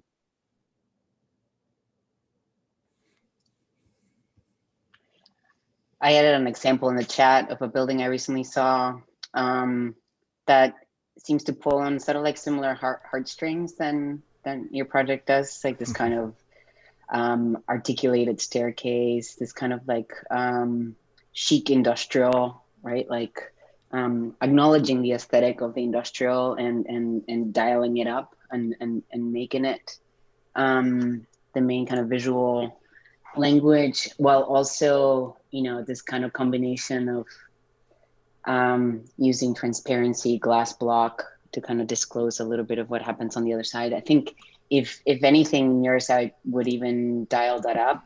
There's something that so evocative when they're about this kind of like facade system that you've chosen, this sort of almost like greenhouse on a building, right? The lightness of it, the freshness, it just how much it can let the yellow through, that if you just, you know, just pushed a few more of the yellow details outwards so that they can be observable from the outside, and we can bring, you know, metaphors of light lanterns and lighthouses all day long. But, you know, I think that there's a different finesse to how you're doing things. You don't really need the metaphor as much. You're very much in control of the you know, the aesthetic delivery of it. So I guess maybe I'm just asking for a little bit more of it closer to the edges, where you can kind of combine these two magnificent sort of like scenographic control that you have on creating both something that lets the yellow through and then just kind of bring the yellow close up to that stage, right? It's really great. Thank you. Yeah, I'll just pick up and say the comments, I agree with all the comments you've been given, and I think they're pretty spot on. The question about the color and the ability of the client to change the color is actually it's a serious conversation because you're banking so much of your project on how this one element synthesizes a whole bunch of disparate things, right? I think if you look at your section's really exciting because of the variety you're getting. It goes from small to large. You're able to adapt to programs of various scales within a kind of singular form. And so it's producing this really interesting section. And I'm imagining kind of moving through that space on a daily basis, and how that would always be a hive of activity and would always be kind of engaging to people who are using it. So on that level, hyper successful. Thank you. Back to the yellow, though, I would say you should, for yourself, just for your own understanding of that problem, determine what needs to be codified and then test it in different ways. Because I think the moment the yellow starts to slip off of the stairs and become the lights, I start to ask another question. Do the lights need to be yellow? Or is there something else that your intuition is driving you towards, that maybe there's not enough yellow or that I shouldn't allow the yellow to be the single system? It needs to be multiple things, and those multiple things have to do with how community occupies space or some relationship to program that allows you to give a thing against which you can register those design decisions ultimately. In terms of the facade, I think the facade is it's almost too neutral.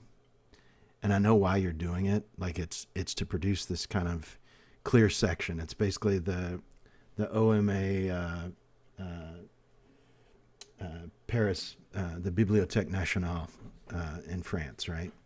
I don't know if you know that model, but what I really love about that model and I love about that project is the way that the facade allows you to see or hints at what the interior is, but you don't really get it. And so there's this moment of mystery and surprise that I think is in contradiction. So in that project, it makes a certain amount of sense because of what the project contains. And it has a relationship to performance and light and other things, right? In yours, you're trying to get view out, which is in direct contradiction to the other desire, which is to skin the whole thing as a singular element. And I wonder if maybe there's not more potential somewhere in between, where you could allow the facade to hide or to disguise certain things. And I think that goes back to some of Lida's comments about where does yellow need to be and where does it need to pop out and where does it recede or something. I think you're playing a really fun game with it in some of the views, but I wonder if you could enhance that more by having moments of yellow at distances to facades that you can't fully see through. So you get these softer figures of yellow, and then you get these moments of clarity of yellow, which again goes back to this kind of experience of moving through the building. Like, I don't think you need to reveal the section fully in the facade, because that's an experience that's separate than the building's presence in the city. And maybe you could play a game there between not revealing all your tricks, so that when you get to the interior, there's something else happening. But all in all, it's a really thoughtful project and very well done. Thank you. Oh, one last thing. I forgot this one. I think there's more opportunity between the intersection of the vertical tower and the fire station. And the little mezzanine on that lower level hints at it, which is this moment where if I was a kid, that's where I'd love to go and watch all the firemen running around and the trucks coming in and out. But that's one floor removed from where the kids are actually going to be. And so it seems like you could produce a kind of sectional lock or linkage there that would allow kids to move through their own circulation to get to that moment of intersection with the fire station, and find another way to maybe not have the fire station take up that whole second floor, but maybe take part of it and stack it or do something to it. Yeah, that's a good point, Marty, because that's when I was thinking about the yellow, that first rendering that you showed of the fire station bays, this kind of fluorescent yellow is almost a fiery, you see these fire trucks as that, like, I wish that fire truck was yellow, right?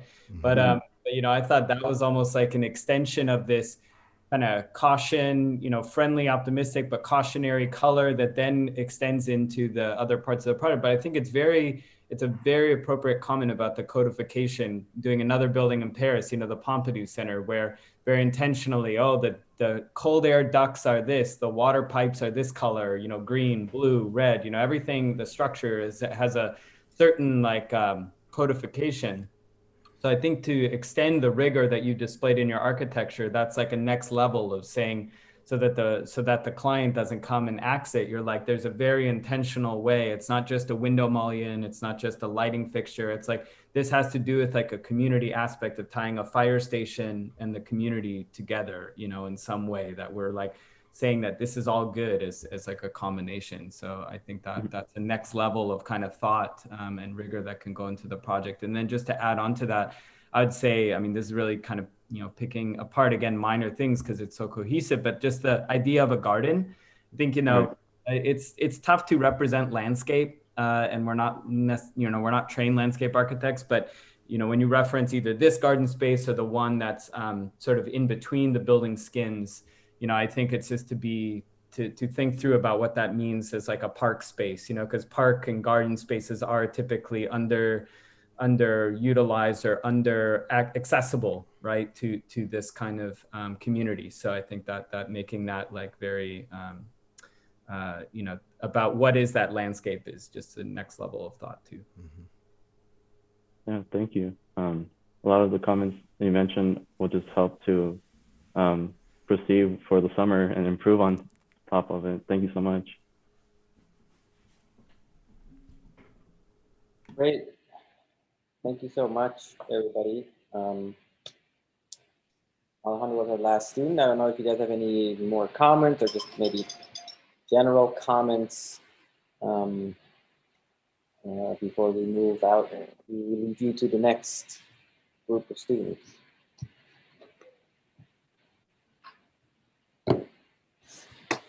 I just like to say thank you so much for the comments.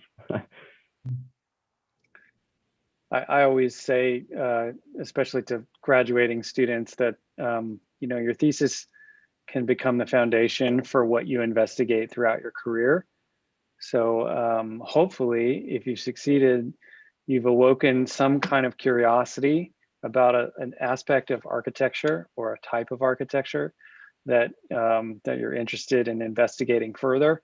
And I think it's important as you go out into the workplace, you're going to start learning about really mundane things, but always keep the lessons of your thesis with you, so that when it comes time to be creative and actually propose ideas for real projects, that you're doing the ones that are piquing your curiosity and allowing you to contribute to the discipline of architecture.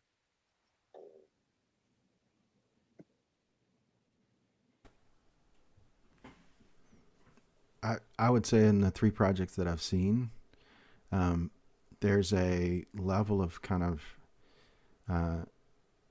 technical reality for a project like this that you probably know from Los Angeles and the Skid Row projects, where the budgets are super tight. And because of that, you've got to make magic out of kind of pretty normative things. And that's not just true for that type of project, but it's also, I mean, look at Caltrans. The reason that it was so cost effective at the time was because most of it's open office space.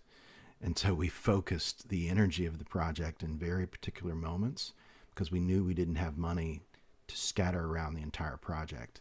And so you make really strategic decisions about where money goes in a project. And in this case, I think each one of these projects has found a way to focus effort and attention to the right places in the problem, and then to allow the other parts to be what they need to be in order for the project to be successful. And that's something that takes a while to learn and mature too. You don't have to scatter everything everywhere. And I feel like all 3 of the projects that I saw do that fairly well. So that's a good sign for your entree into professional life.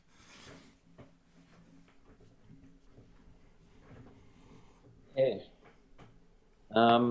Thank you so much to all the peers for your time.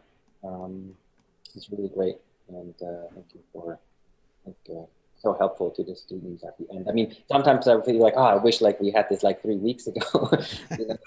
Always. We also don't have that many. We can have midterms, and then that was it.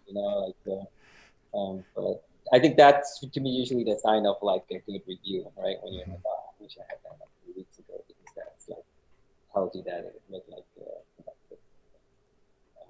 Yeah, but as you put together your portfolios, and I think Ed's comment too about thesis is important. Just your interests, how you communicate that through your career and through your portfolio as well. So yeah, spend some time over the summer really reflecting on this amazing studio. Yeah, great job.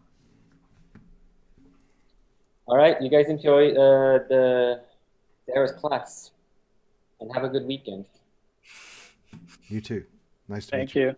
Nice to meet you again. Nice to meet you.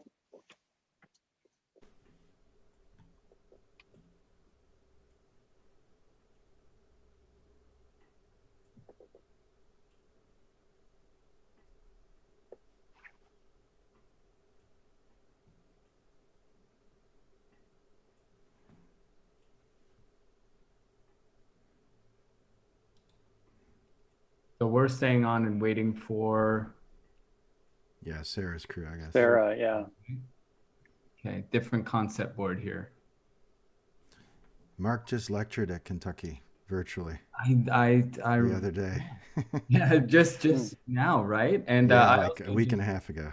I also just saw Andrea Manning, Marty. Oh, no way. We live 6 blocks away, and she's now an OPM. She's one of my best friends from Rice.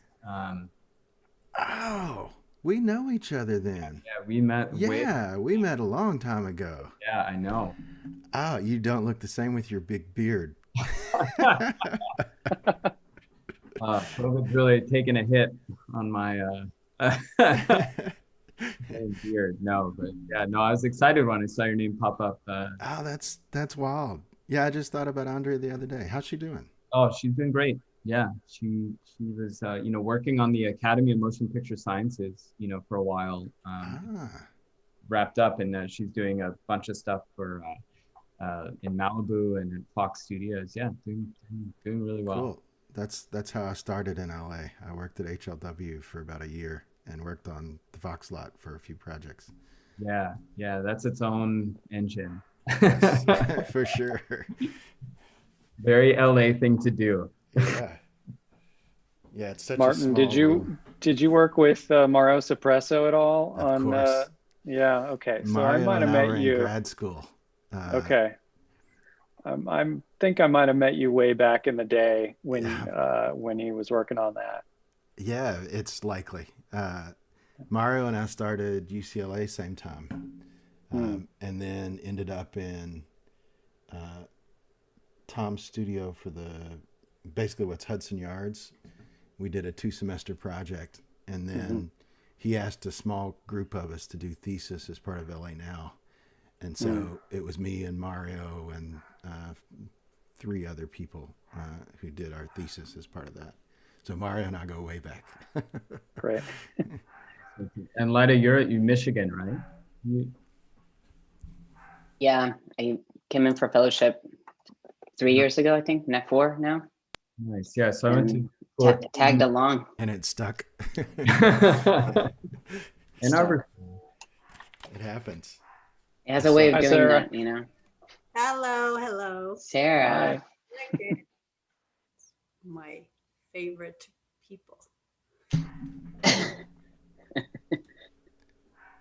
It's so good to see everybody. Thank you. So you will be reviewing 2 of my students' projects, and they need to be let in. I don't know what happened to them because they're not here yet. Well, Jasmine's here. Hello. I don't have Cassandra in the waiting room yet, but I will let her in. All right. I think. Hi, Lida. Yeah, I keep looking at people's faces for like a long time, and I'm just like, yep, that's one I know. There's a lot of them. I have messages from Jamie and from Garrett to say hi to you. Also, Cool. I have them in mind. Right. Yeah. I'll have to figure out a way to send a hello to everybody back. I'll do it through you for now, and through the chat maybe later. So my 5 years are coming to an end, but your studio was still one of my favorites. That's good to hear. Years after, it's like, oh, I wasn't in terror. No, I loved it. Good. Cool. Sounds good. Good to see you. I guess we need to get started. I guess we have a couple minutes. Sophia or Ida, can you text Cassandra and see where she is?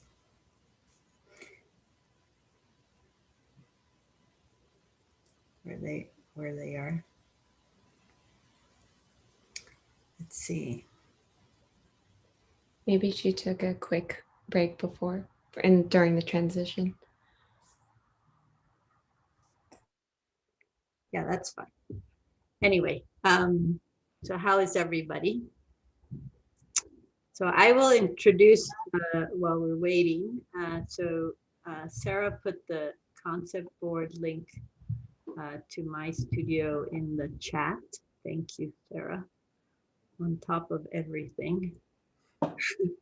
Cassandra just showed up in the waiting room. Okay. Which ones are we seeing so we can peek? So Cassandra and Jasmine. And if you go to the left, you will see there's like a little sections thing, and you can actually zoom around that way, or you can just, they're in alphabetical order from A through T. So I'm not getting lost. You're not getting lost. No, it's all very structured. So in our studio, we basically focused on mixed use housing. And we looked at basically the site was Skid Row, which is also where my partner Peter and my offices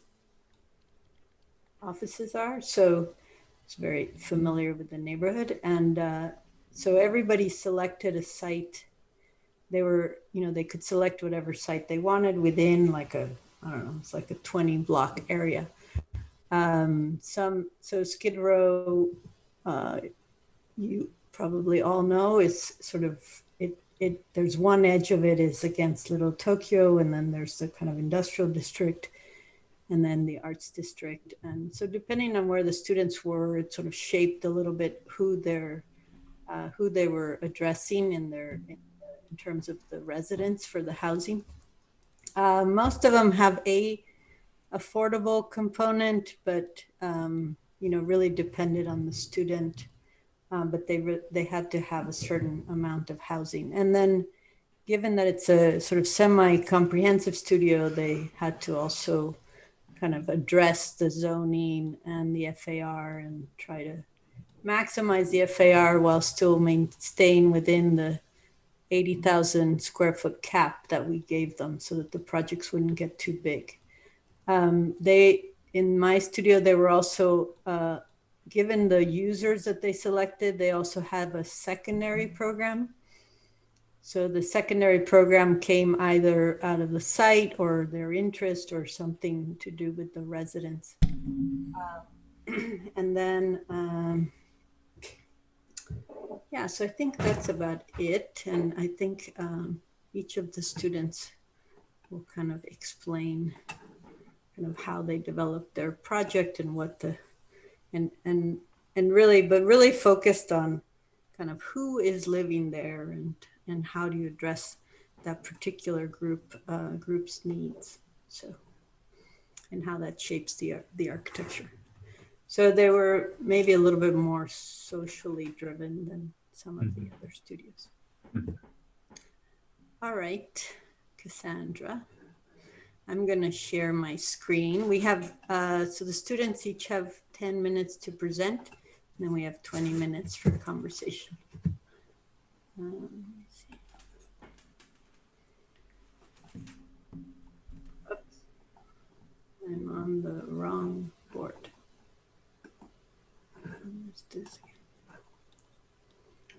Yeah, I'm already moderating. Yeah, for some reason, I have two of them open. That's for some. Okay. All right. All right. Awesome. Okay. I'm going to mute myself. Hello, everyone. My name's Cassandra. My pronouns are they, them. And my project is called The Deconstruction of Gender and Textile. And I will start. Within Skid Row exists a community of people who have been forced into unhousedness in a society complicit of hegemony. Within this group lies another marginalized subpopulation of gender nonconforming people who have, through the passage of time, found ways to thrive. What both of these groups have in common is the resistance to conform to social standards despite prejudice and bigotry. Throughout history, queer people have survived by appropriating space designed to exclude us. An example of this is the New York house ballroom scene, created in the 80s by Black queer people as a creative outlet for gender expression through performance. Within these spaces, they also constructed decentralized networks of community care, safety, and survival, commonly described as chosen family. In the present day, gender nonconforming population of Skid Row and Greater Los Angeles still face the greatest hardships with housing instability due to transphobia and many other issues. Being the most vulnerable, housed or unhoused, trans people deserve a safe space where they are able to explore their full potential within a network of safety. Being a non-binary person myself, I found it important to amplify the voices and creativity of other trans designers architecturally. In partnering with the Fluid Project, a queer clothing brand and organization, will manage a fashion school and community center for trans people in addition to providing housing.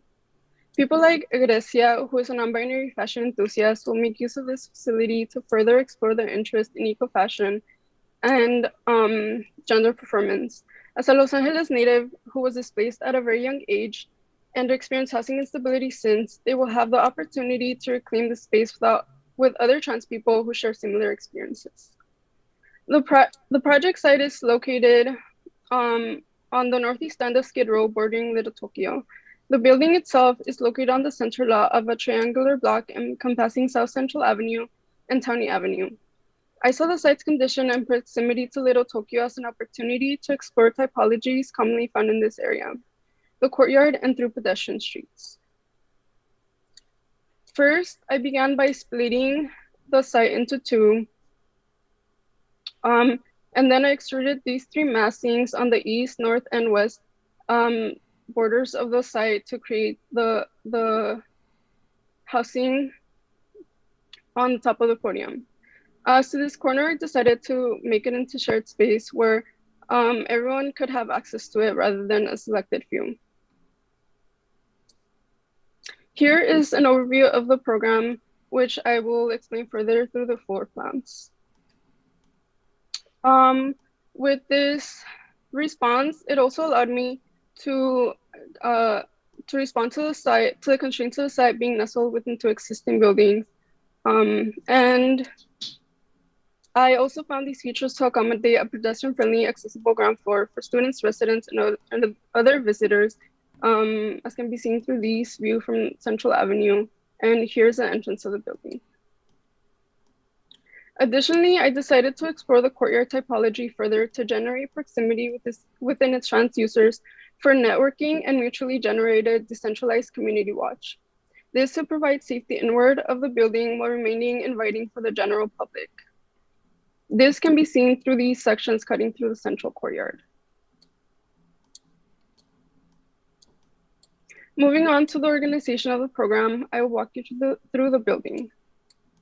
Both the ground and mezzanine levels are accessible to the public. On the ground floor, there are two entrances, here on Central Avenue and here on Townie Avenue.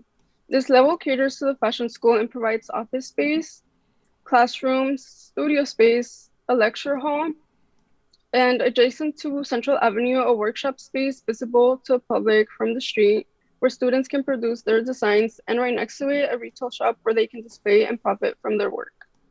On the top section, there's a small cafe to service students, and parallel to Townie Avenue, my rendition of a ballroom with a double height space and a dressing room in the back and removable catwalk.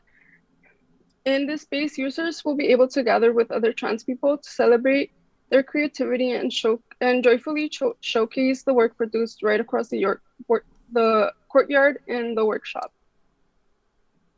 And this view is of the workshop facing from Central Avenue into the courtyard. And on the next image, you can see sort of the juxtaposition from work and play with the ballroom being activated by people performing, by trans people performing, and sort of like showcasing the different variety of clothing that they utilize to perform their gender. And on this, the following narrative image represents a staircase, which in this case, the users are using as an extension of the catwalk traveling down from the residential units toward the ballroom. Next is the mezzanine level that serves the community center, providing resources and amenities. Upon arriving from the central staircase, there are more open public gathering spaces for people to socialize. Right across, there's a queer resource center with office space and a lounging area. To the back, there's a gym where I also provide a small dance room where users can practice for performances. And lastly, the second level of the ballroom. And right behind it, the corner of the shared public space.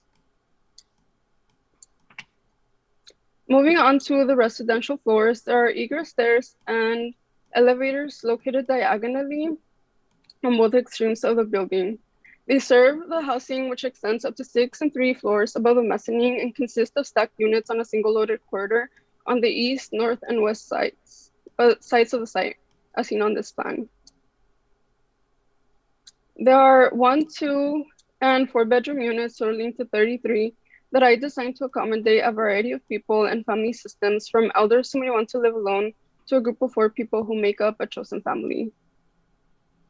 And this is the 4 bedroom unit, the 2 bedroom unit, and the 1 bedroom unit. The 2 and 4 bedroom units were derived from the same system, where the center serves as a shared space containing an open floor plan, with the only fixed space being the kitchen at the front and the balcony at the back. This allows for the different users to utilize the space as they see fit without restriction. The one-bed unit is a little bit different in layout and contains a kitchen and living room facing the courtyard and a bedroom and balcony facing the exterior of the building. On the corridor, there are small garden spaces outside of the bedrooms, which serve almost as a tiny urban front yard and create a threshold between the public space, which is the corridor, and the private space, which are the bedrooms. They are aligned with mesh panels to create a boundary within the units for privacy while still encouraging engagement within the residents. For the same reason, in some instances, they also become light walls that can be multifunctional as openings to allow for vertical networking to maximize encounters between residents. This, with the shifting floor slabs, allow for engagement beyond the singular level. Residents will be encouraged to socialize with their neighbors in every direction to strengthen connections outside of the residential unit, and thus community watch allowed by the courtyard to guarantee collective safety. In this image, I show the central space of a 4-bed unit that can be used by all residents to gather and socialize freely while making the space uniquely their own. And on the next one, I show a typical bedroom where the entire back wall is utilized as vertical storage to maximize space and to provide a large closet space and workstation for everyone. The fourth level contains a roof deck, which is accessible to the whole residential complex. And right here on the 5th level, you can see the corner being activated as a shared workspace. Additionally, the corridors extend the narrative of the catwalk seen on the ground floor and allow users to perform and showcase themselves throughout the building.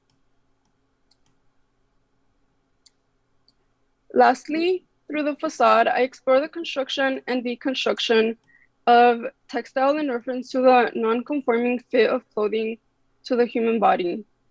The textile facade encompasses the building being attached to different extremes guided by the opposite balconies and corners of the structure.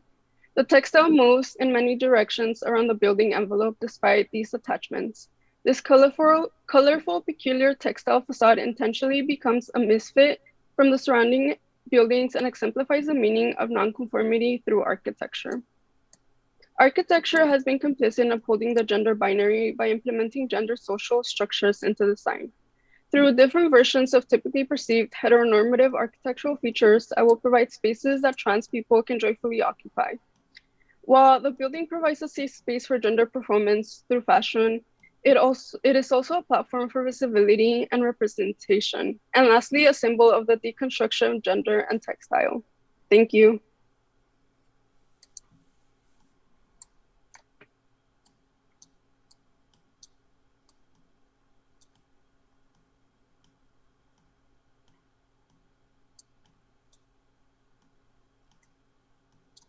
Yeah, first, Cassandra, I just want to really commend you on the thought behind your project. I really love that there's this introvert and extrovert, like this kind of big urban move with the that connects the two streets. But it's not like, oh, it's internally focused on a courtyard, or oh, it's just purely externally focused. There's a nice kind of balance between the idea to have a more intimate space that can be co-opted in certain ways, but not lose a connection to like the larger urban fabric. So it kind of straddles both. So that's kind of a very nice way to have sort of a safe space and a connected space in the city. I also love the representation of these collages and the personality and character of those. I think that's really cool. Even the way that you do on the floor plans, the kind of character of the furniture. And I think one thing that just immediately comes to mind, I'll post in the chat, but is like Lino Bobardi's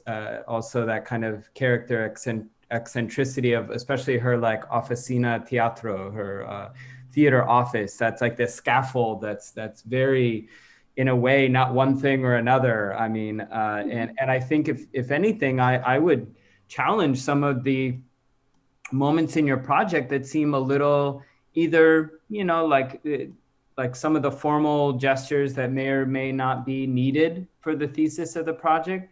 and even some of the conventionality of some of the elements, like the facade, like the mullions, the glass system, even the closet. Like your interiors are so cool. And sometimes in these critiques, we're like, oh, did you think about actually the function of this? And like, you have that down. If anything, I want that to be more radical. I want that to be more broken apart and challenging normative conditions than sort of what apartment you might find, on a Craigslist, So I think you set that dialogue up really well in your project. So I would just, my first reading of it was like, wow, there's so much here that could actually be, that could be breaking conventions, instead of in aligning with some.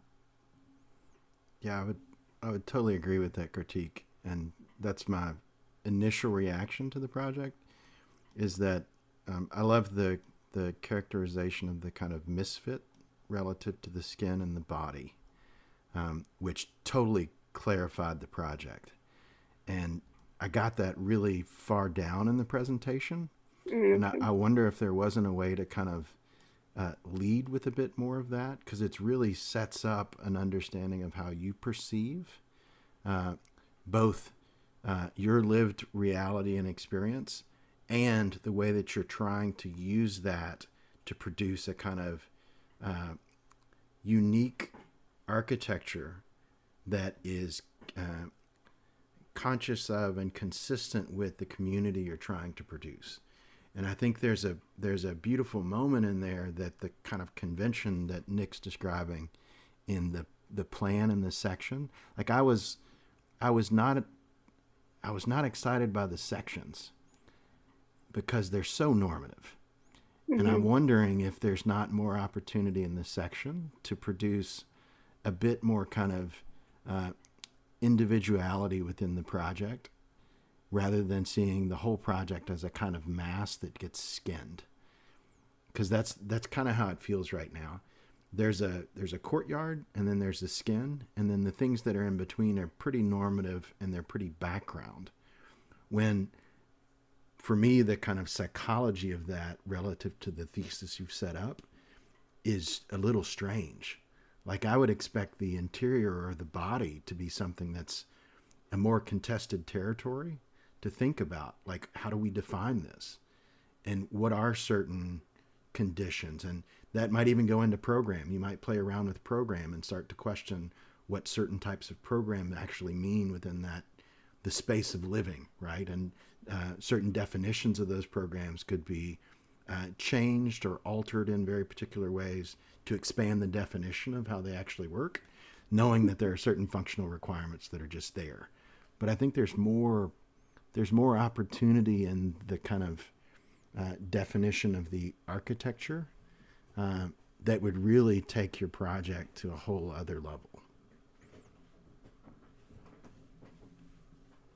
Yeah, I agree. I think just specifically, I think it comes to the unit plans really is where that's a place where the word normative is being used a lot, and that nails it. I think, how can you rewire our understanding of what a unit is? Because a unit comes from a very standard place that has to do with a family or a couple or just kind of very kind of typical definitions of what that is. And in this particular project, I think there's great opportunity to kind of start to scramble that and see what other new things can arise out of that. And one thing that's very interesting that I enjoy a lot about your project is how you're dealing with nonconformity. You mentioned that a number of times. And I look at this project in the context of the history of LA architecture. And, you know, there was a generation of architects in the 70s and 80s and 90s who very consciously were trying to make non-conforming projects that were different, that were deconstructivist.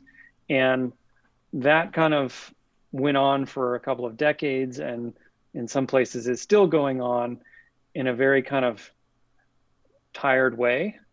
And I like that you are bringing a new definition of what that could be to the conversation of LA architecture. So it's sort of like just at the moment when I was kind of very tired and sort of bored with that idea of something non-conforming, something like this comes along that says, wow, it's actually still undiscovered territory. There still are more things that can be said in this this method, this vein. And it's a real fresh take on how something can be not fitting within the norm. And I think that's the real strength of your point of view and your position on the project, is that that the way, you know, when you talked about fashion and clothing and the way it kind of a loose fit with the body, I mean, that's exactly where I thought this project could go. And so I think you're really kind of zoning in on very interesting ideas. And it comes back to that same comment. Is it just a standard mixed use building that's kind of clothed in a different kind of skin, or can it get deeper into the program and the space itself and really kind of forge new territory in terms of how space is used and how architecture gets articulated out of that? But you know, I think again, I would reiterate, your graphics are fantastic and super unique, and they're yours, and keep going with them because they're different than anything I've seen. So it's great. Thank you. I think you've like really captured the sort of a certain kind of like, I think that the proportions in your project are right. The proportions of kind of like flashy to neutral or flashy, outward facing, and sort of like, you know, allowing for a certain kind of performance of self, and ones that are, you know, inward looking, haven like one's apartment, safe place, right? Like those, you need to have a perfect combination of both of those, as you explained very well. Like the experience of being trans is one of that kind of contradictory duality. It's see and be seen, and a kind of super performative self, yet that's the very thing that puts one in danger at the same time, right? So I think the proportions are really correct.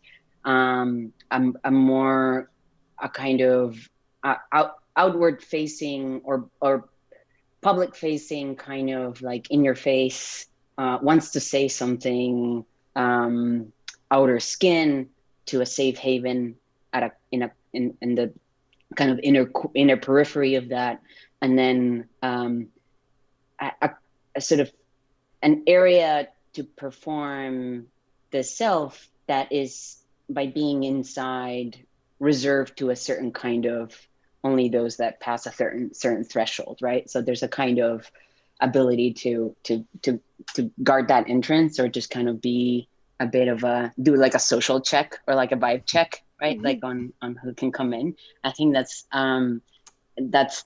really all super good.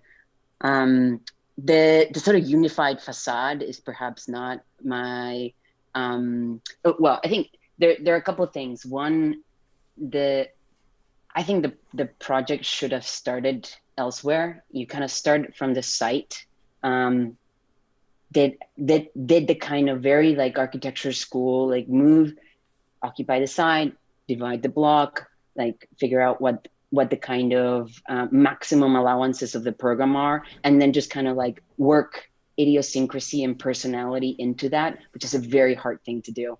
I think it's like, there's a way of starting a project from content outwards, from like making rooms for people that you know, imagining your friends as your clients, or imagining the ideal client. If they asked you, like, you know, just go nuts, do this exactly how I would, rather than like starting from the site inwards and then imbuing that with character. It's just a really hard thing to do.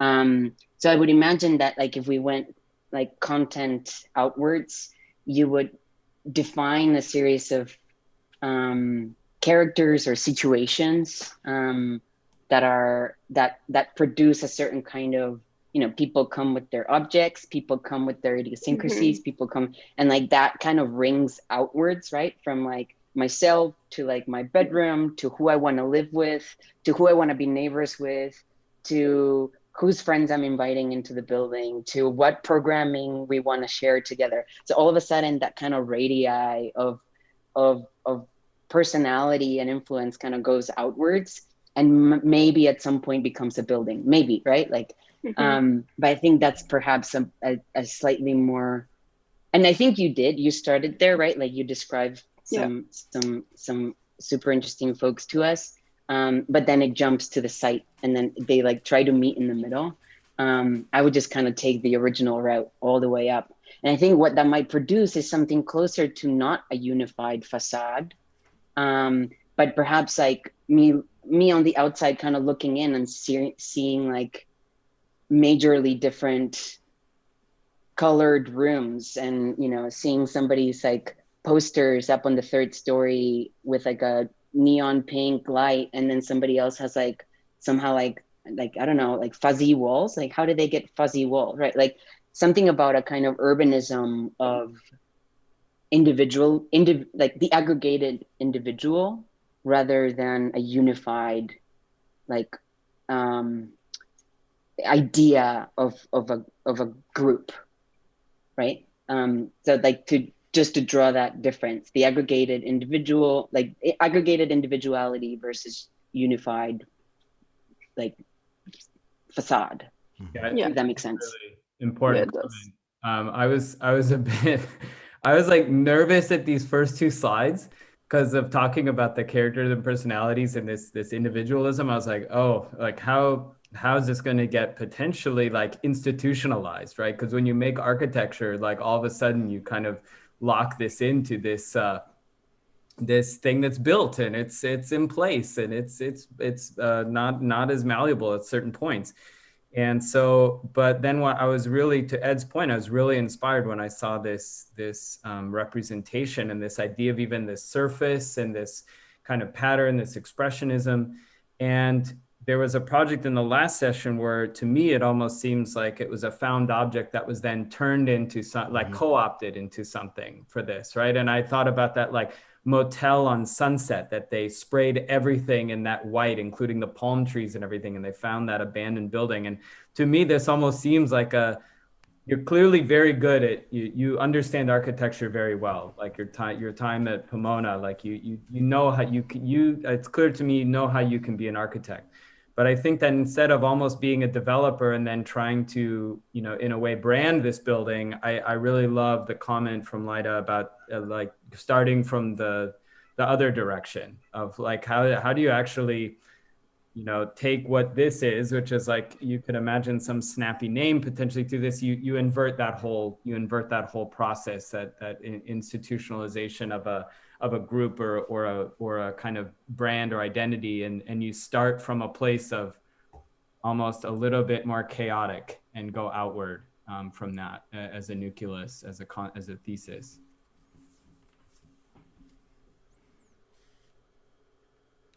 Yeah, it makes me think about, in my own studios, I teach a lot about process, and it reminds me of a conversation.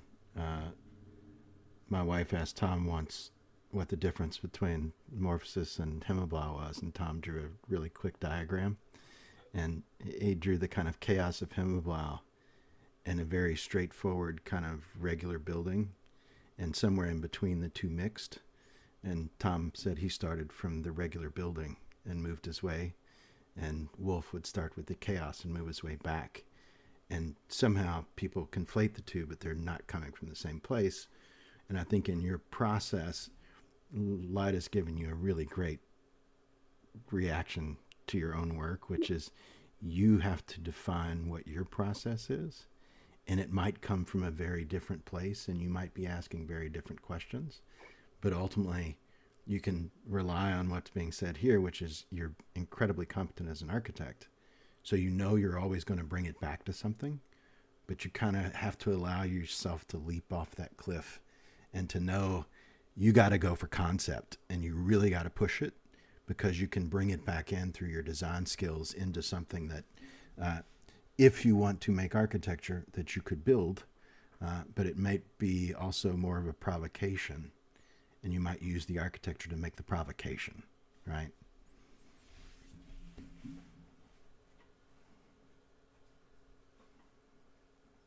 I'm still blown away by your representations. Thank you. They Yeah, are totally unique, and they feel. I think some of this project is also kind of touching on the defamiliarization or strangely familiar, and so even your representations are familiar in that they feel like I've seen a lot of collage-y kind of drawings, but they're Mhm. doing something else, and it's like it's hitting a lot of right notes. I think there's also a kind of, and this is a comment I said sort of earlier in the day, but I think sometimes like some of these projects are kind of like betrayed by the representation of programming as like this kind of allocation of what can happen in a space. Like I think, you know, like queer culture at large has a very difficult relationship with like sanctioned space, right? Like this space for that, this Yeah. allowed here. You know, one has to assume that as specific as one can be about like making a room for a friend of yours, like that's very specific, right? Or like a friend of ours. At the same time, you have to like imbue the project with like this kind of maximum flexibility where you have to anticipate the situation that like for sure that parking lot is going to be like used in a grand way, right? Mhm. So like in some way, like and that might be the best space in, you know, for certain kinds of events, for certain kind of party, for, you know, whatever it is.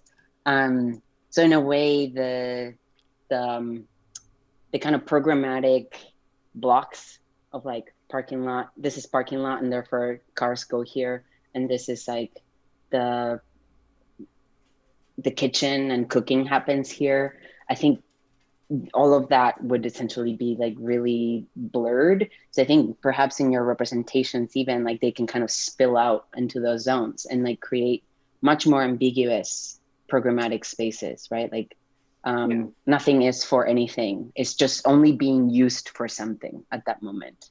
And yeah, perhaps thinking about it that way. I understand obviously that at the end of the day, the charge is to make a building. But I think you can have the building and still sort of like this could be just a matter of like instead of cars, there's, you know, cars and somebody's like modeling on top of it, right? Like but that there's something about breaking the sort of sanctioned space for this or for that. Like the idea of having like a ballroom space perhaps like raises more of a question mark for me. Like where it just needs more porosity and gradient, you know, where it's like this is a ballroom, yes, but it's also used as like other spillover space when, you know, like a lot of sewing needs to happen for a big show, or so-and-so has like a grand idea, like so-and-so has like a, you know, it's their 15th birthday and we need the ballroom to, you know, accommodate a piñata or whatever it is. Yeah, exactly. Yeah. So yeah, I think your representations are so on point. But in your plans, I see a lot of kind of like wall and allocated space for this and that. So I think like more porosity on that and more, yeah. That makes it interesting, the kind of programmatic and even this this skin, this graphical. I would just challenge you to not, you know, fall into these, it's a minor comment, but, you know, just in your planning, these kind of like maybe a little bit current tropes of acute or angles, or, you know, just kind of this geometry that maybe isn't supporting, you know, what you're doing with like these kind of fractal benches or something. Like you don't need any of that. Okay. You're challenging norms in other ways. Thank you very much, everybody. Thank you. Very nice presentation, very clear. Okay. Awesome project. Thank you, Cassandra. Thank you. I appreciate your comments. Okay, so now we're gonna go to Jasmine, who is somewhere else on the board. And you're welcome to poke around the board. Everybody was able to get on the concept board?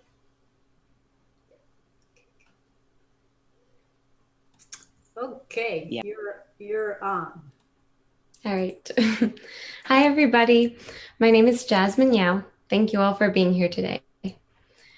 Everything that people experience in their childhood shape who they are today. The atmospheres of the spaces that we inhabit, both indoor and outdoor, greatly affect our collection of memories of joy and moments of struggle that make up life. Unfortunately, much of the housing designed for families in LA is designed to be static and does not adequately account for a family unit that is constantly changing both in size and dynamics, nor does it have adequate space for outdoor activities. The project proposes housing for families and a dance studio, a place of movement and expression that addresses these issues and encourages a healthier living environment through the exploration of how the more intangible qualities of space, such as its atmosphere, impact us not only visually, but also experientially. The major factors that affect atmosphere that this project touches on are filtering of natural light, flexibility and variability, and the connection to the outdoors for physical activity and community. This series of pictures was a moment that I captured in my summer study abroad program in Asia of a child dancing with his mother by a small outdoor covered space.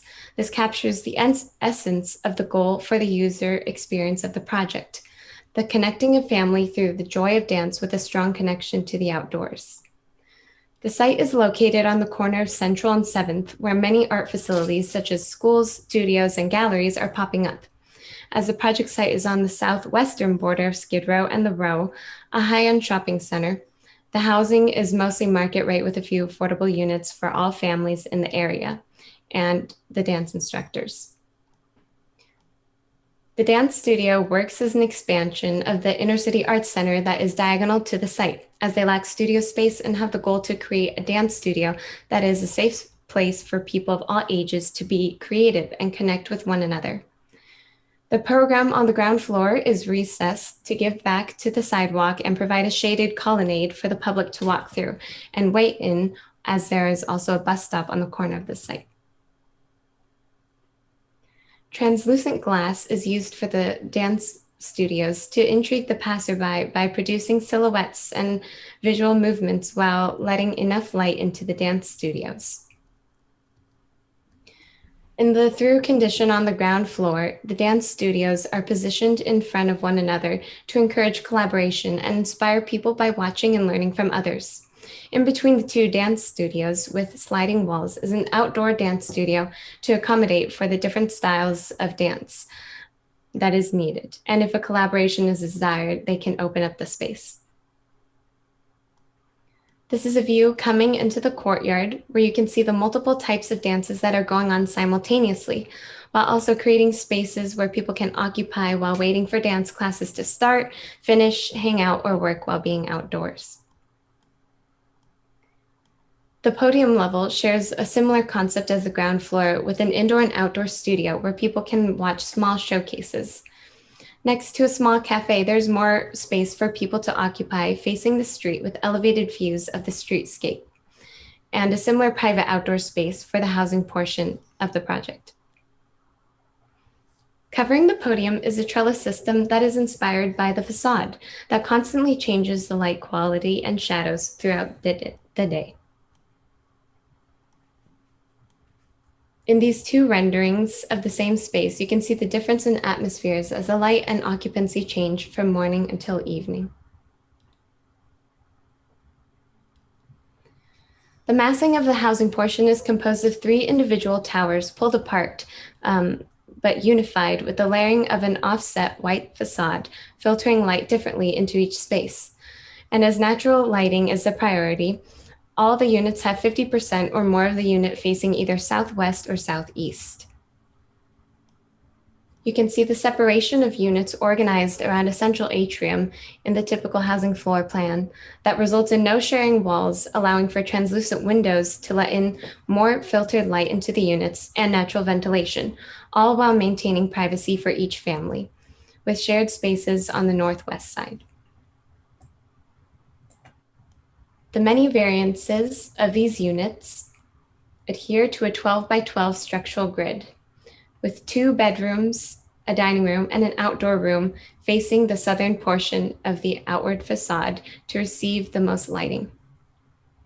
Touching back on the importance of flexibility within the units for families, in observation, the most variation of time spent in different rooms occur between the children's bedrooms and the living room. For example, kids often start by wanting to play in a larger living room, and as they grow older, spend more time in their own room and or separate rooms as they start needing more privacy.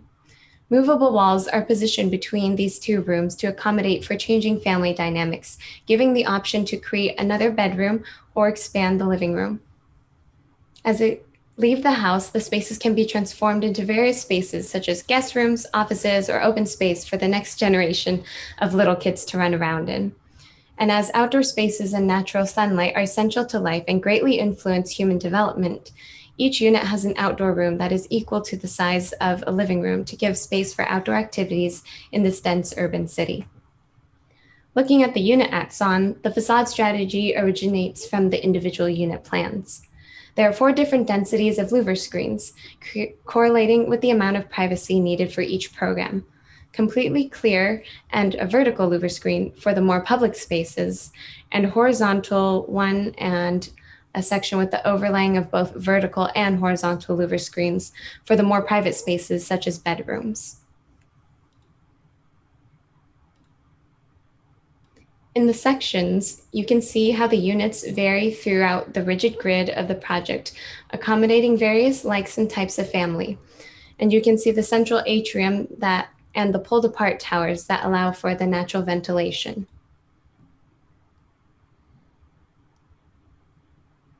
In the elevation, you can see the compilation of all the different units, individual facades coming together to make a composition of subtle variances.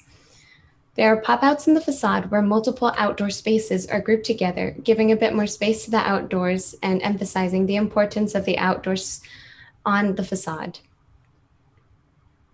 On the corner, the facade is offset to reveal that it is composed of the layering of screens.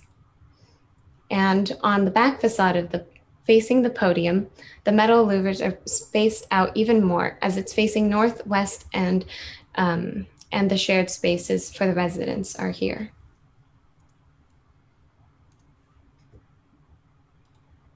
The wall section explains how the facade works to filter the light with a horizontal screen attached to a secondary structure, and further highlighting flexibility with vertical louvers being pulled back that are operable back and forth between 2 slots of the unit. This series of vignettes takes us through a day in the life of different families living in the project, showing how the light affects the atmosphere produced by the facade. As the morning light gradually pours into the bedroom, as a mom washes her kid and the family gets ready for the day. And here, more light shines through the less dense facade where a family comes into the kitchen to eat breakfast.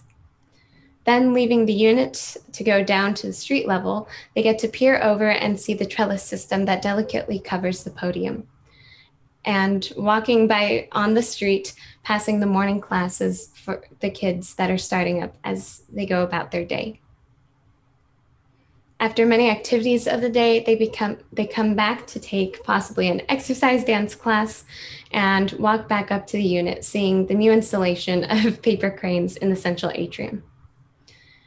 Coming back into the unit, the early evening lighting in the public living spaces softly light the space to unwind after a long day and make dinner. Finishing the day in the outdoor room, drinking a cup of fruit tea, enjoying the ever-changing view of the sunset and surrounding environment, reflecting on the memories being made daily. Thank you.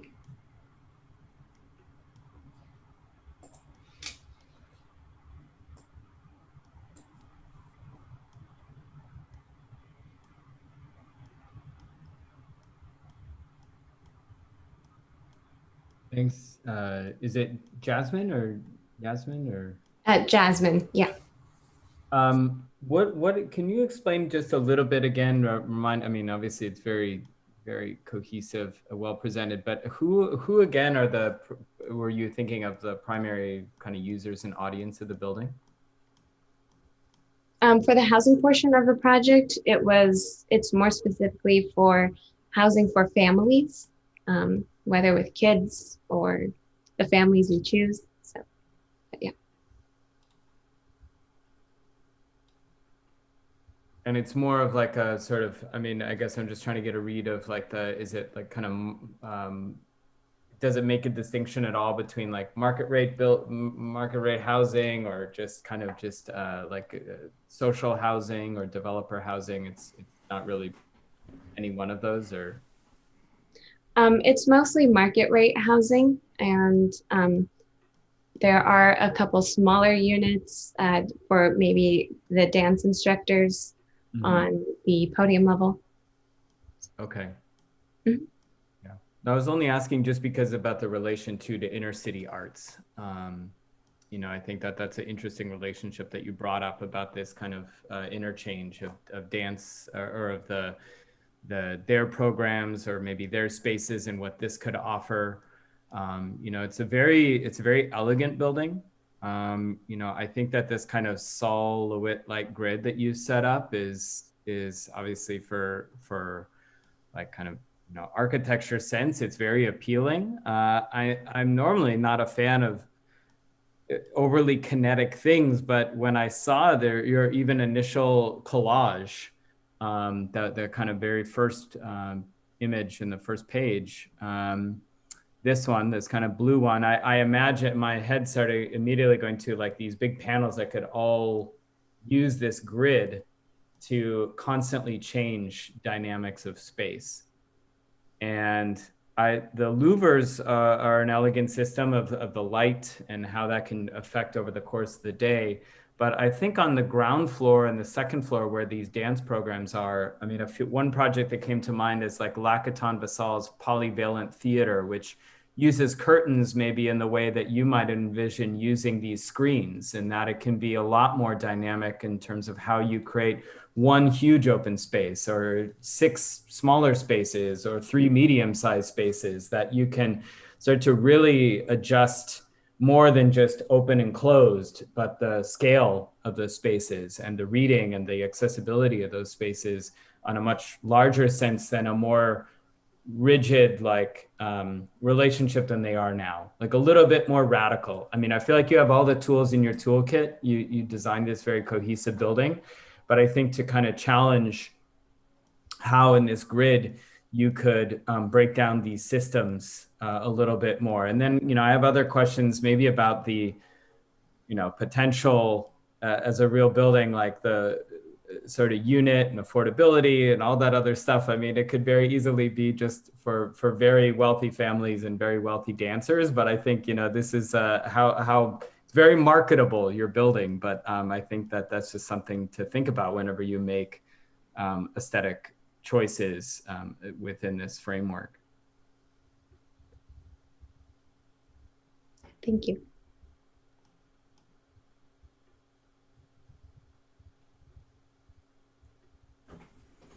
Yeah, I wonder if, based on those comments, I find the plans really exciting because of the moment or the leap you made to think of, and of course this is California, so this kind of works there. The leap you made to make these kind of exterior spaces that separate the units, which then allows a kind of individual unit to exist, which is the boosterism of early Los Angeles, right? You get your plot of land. And so it's a very suburban model in an urban environment. And I think there's I think to Nick's point, that starts to produce a kind of strange exclusivity that is interesting. And I think it's actually the potential in the model that you're producing. But then I would wonder, like I'm always,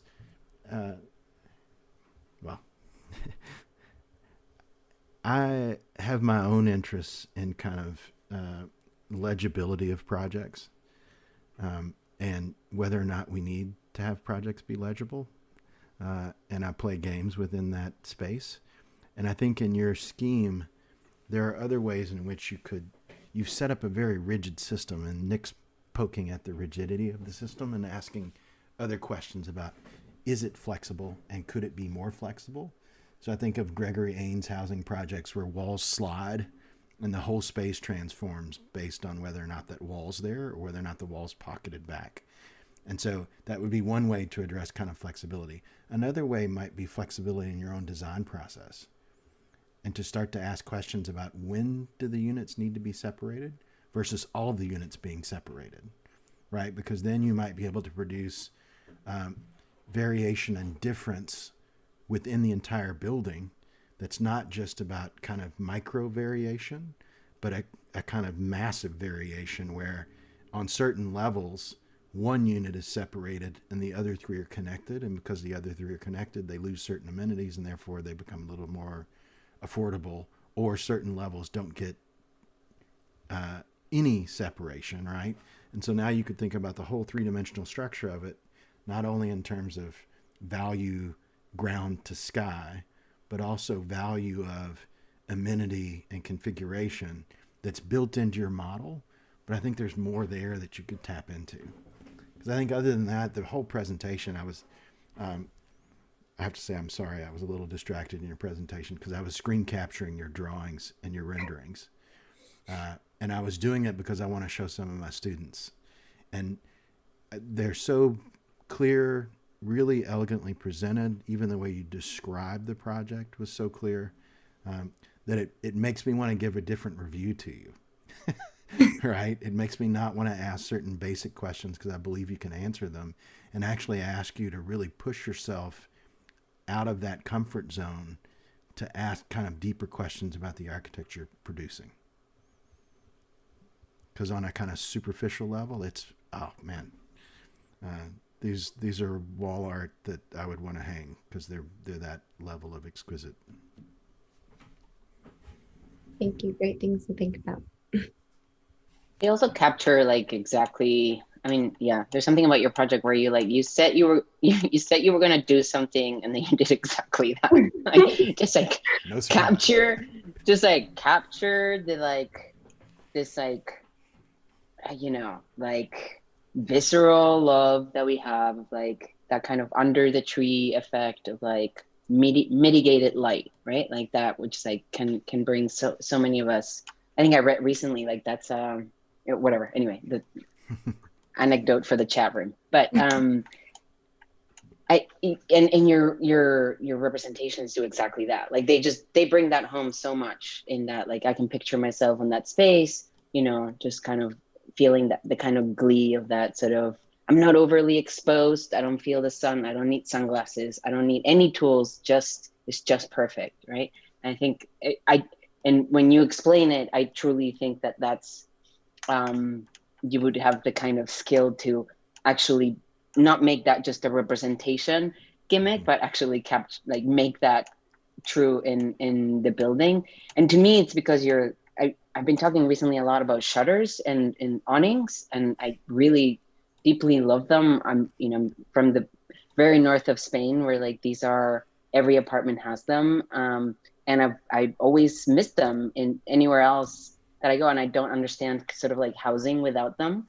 Like this idea of just like either like light is either on or off. Like how is there no in between? And I'm really thankful that you're offering all the options. And I would say, and I'm with Nick, where like I would say like take that even farther. I think like because you're relying on the mechanical and the architectural to do all of the sort of different light conditions that you want, it becomes a very expensive building, or like a very expensive looking building, right? I would imagine that you would have like sort of gradient, like ways of like a sort of toolkit, right? Sometimes you do it expensively and it's like a kind of permanent feature.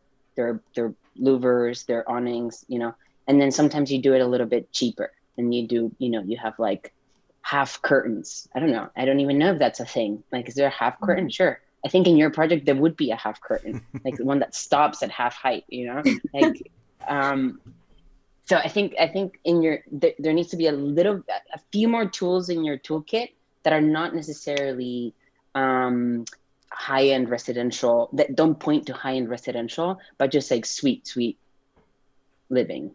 That doesn't need to be expensive necessarily, if that makes sense. Yeah. Oh, Lida, it's like Coderic, right? I mean, I think that it's like that there's a casualness, there's a looseness of kind of primitive quality, but it's doing all that work. And so it's hard to produce in like a project like this because it's so, I mean, you're everything's so precise and its representation is very precise. So how do you make that kind of more looseness or casualness? It's really tough to do, but I'm glad you said, Lida, like this Northern Spanish kind of effect, because like Jose Antonio Coderic, for me, I was trying to connect the dots of the facade and the screens, and I think that there's an element there that could be super beautiful, and you're on the right track. So I have a little bit of a different point of view on this. I love all the things that everyone's mentioned about your project. The attention to light is incredible. The rigor of the plans and the thoughtfulness that you give to the units and the quality of them and the connection to outdoor space. All of that is working great. So years and years ago, I actually worked on inner city arts. And so I know that area quite well. And one of the things I'm sure you know that is provocative about that building is it injected this white color into that context. It was an extremely radical thing to do, to basically paint the building white in an area where there was extreme doubt about whether that could survive even a week. And I think the radical thing about that Michael did was that exhibited confidence in the neighborhood by saying, we trust, we're an architect, we're putting this very vulnerable thing into this hard neighborhood. And we trust that we have confidence that people can respect that and people can, preserve that and kind of keep the kind of the purity of it intact. And it worked. And it was sort of this act of courage in a sense on part of the client and the architect and the community. And so I have all of that in my head. There were, on the other hand, that project is a bit of a shell in a way. It is a bit of a barrier. It has some windows to the street, but they're can be closed down with roll down shutters. And we painted them in a way that was colorful so that it didn't seem like it was arming itself against the neighborhood. So I guess all of that is to say, I'm trying to kind of reconcile the site as I know it with the building you're designing here at the ground floor particularly.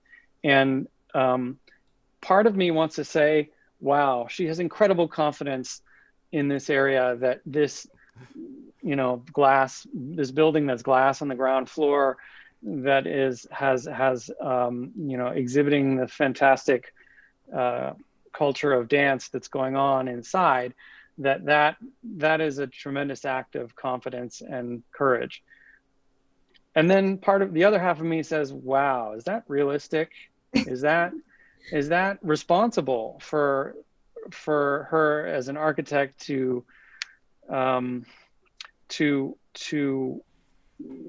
I don't know. I'm trying to find your position in terms of how does this really exist in this context, and how do the nuances of this, and even this image right here, it's like I'm like, wow, this looks a bit gentrifying, and this looks, you know, I'm seeing a very kind of affluent looking group of people kind of taking over this neighborhood in this area. So I'd be curious to hear your rebuttal or your response that, you know, how is this building going to exist in its environment? And, you know, inner city arts was an injection into a neighborhood, but it was not a takeover of the neighborhood.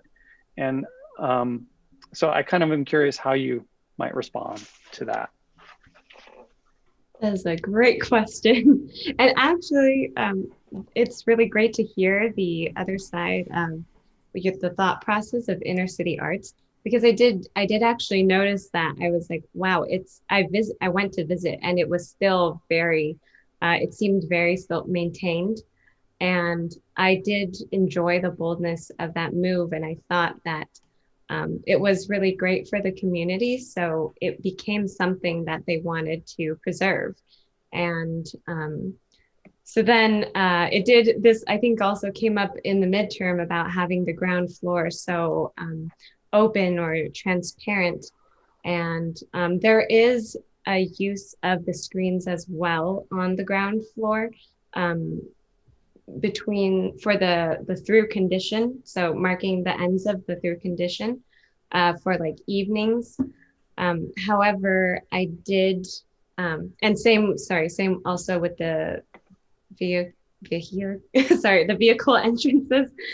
And so I thought that because of inner city arts, it would actually start to, again, ask the community, and also really hopefully become something that they would also want to take care of and respect. As I also in research saw that there was some sort of dance community in LA, and specifically around that area. And they saw that there were just a lot of unprotected spaces for dance. And this is why I put the dance program on the ground floor and the podium level, starting to like inch more into the community's trust again as well. I hope that answers your question. I think I just wanted to interject, but since we're almost out of time, I think that is a really, really grisly question. That's I know. There's a lot of issues here because, you know, everybody in the class was dealing with affordable housing, and there was a point where it didn't really make sense anymore in the direction that Jasmine was going. And also, and it's probably a little bit offensive to certainly the audience that we have and our own sensibilities about kind of gentrification and displacement in these neighborhoods. And I know that school's not a place to kind of think about the developers, but it is kitty corner to the row. And there's a Herzog de Meuron project going across the street, and you know, there's all of these galleries that are along 7th, including, you know, kind of the museum just a couple houses down. And it is a very rapidly changing neighborhood. My office is actually right, like 1 block further on the other side. But it's a radically changing area. And yeah, and I don't know if it's appropriate. It's sort of one of those things that we always think about. Is it appropriate to design market housing? I mean, I told her that, and we were joking. Like I said, each one of these apartments go for like $2 million a piece. The fascinating question, though, because I mean, it's also the power of, I mean, as Ed said, you need a great client and you need a good other framework around your work. But you know, there are these very conscious decisions that, okay, you look at the context. There was the history of inner city arts. Then there's the row in Herzog de Meuron. It's like, all right, where are you going to kind of stake a position in this? Where it's like, you can go the kind of, you know, Richard Meyer route, or you can go like the kind of, you know, you can still have a translucent ground floor and like think about it, like, again, just to bring up, like I kind of went to the Lino Barbardi, the SCSC Pompeia, you know, in Brazil, where it's like this kind of very evocative space for performance and dance and arts and everything, but it's also very rough, you know, it has all those kind of qualities to it, but it's also not a precious, precise architecture or building either, but it's very evocative. So, you know, there's different methodologies that you can do that and still keep the core kind of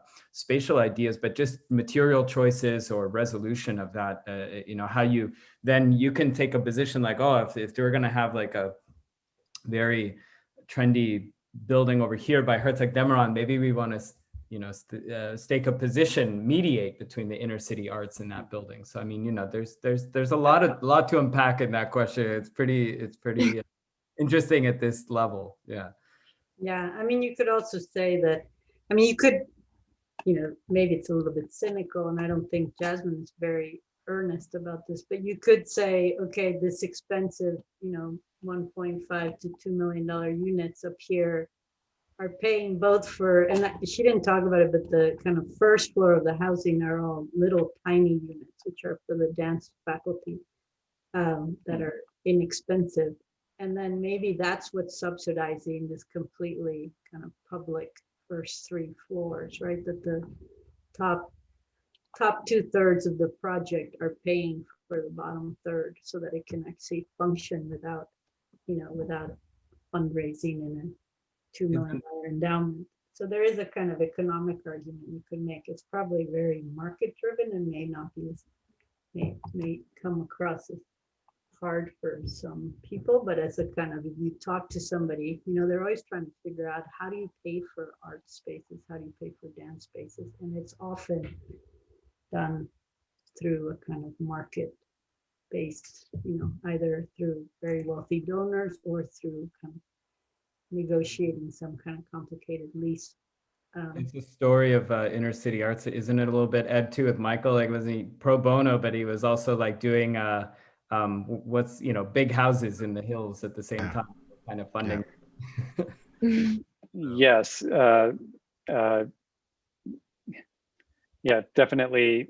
There were two sides of the practice, I would say, and interestingly, at least since I was there, the move has been very consciously away from those big houses in the hills for private clients and towards more public housing. You know, his career has gone much more towards housing like this, and that was a very conscious decision, I think, based on the kinds of clients that you get with each type of building there. But congratulations on Jasmine on, I mean, yeah, really beautiful. Thank you very much for your insights. It was greatly appreciated. All right. Well, thank you, everybody. Lyda, are you coming back to LA? I am very soon. Couple of weeks, I think. Actually, yeah. Good. Well, I'm gonna catch you. come by. You need to get up. In the nature. That's where I imagine you spend all the time now. The garden. That's all. The only. Yeah. There you go. There you go. I'll see you there. With the squirrels. All right. Well, if you want to poke around, there's some interesting students did a very, very different. They're all pretty different, so it's kind of fun to look at all these projects. They're organized. Yeah, seeing the board is overwhelming. It's a lot of work, a lot of really fantastic stuff. Yeah, so congratulations to everyone. Thanks, Sarah. Thank you. Thank you, everybody. Marty, Ed. Yeah. Thank you. It was Thank fun. you, Sarah. Yes. All right. Thank you. Thank you. So good to see you, Sarah. Good luck with the end of it all. Bye. Bye. Bye. Both Sarahs, actually. Likewise. Nice to see you, Lyda. See ya. Bye. All right, well done. So we will meet back in room 1. Sarah, you have to stay here being babysitter of the room. Or somebody taking over for you? I think that I'm going to moderate until 3, and then at 3:30. Actually, I don't think there's any more presentation. No, there's no more. 6 ends. So this one ends and 5 ends because there's only 4 presentations in the afternoon. So I think this room's room done. is done. We can close the room. I don't think we close it. I think Andrew will be back to close it, but Is he running? He's got the thing on his laptop, his other computer. he is room 6. All right. Well, very good job, Jasmine, Cassandra. That went off well. Thank you, Sarah. Bye, you guys. It was nice to see you all. Yeah, thanks for moderating, Sarah. You're welcome. My pleasure. Thank you. See you in the other room.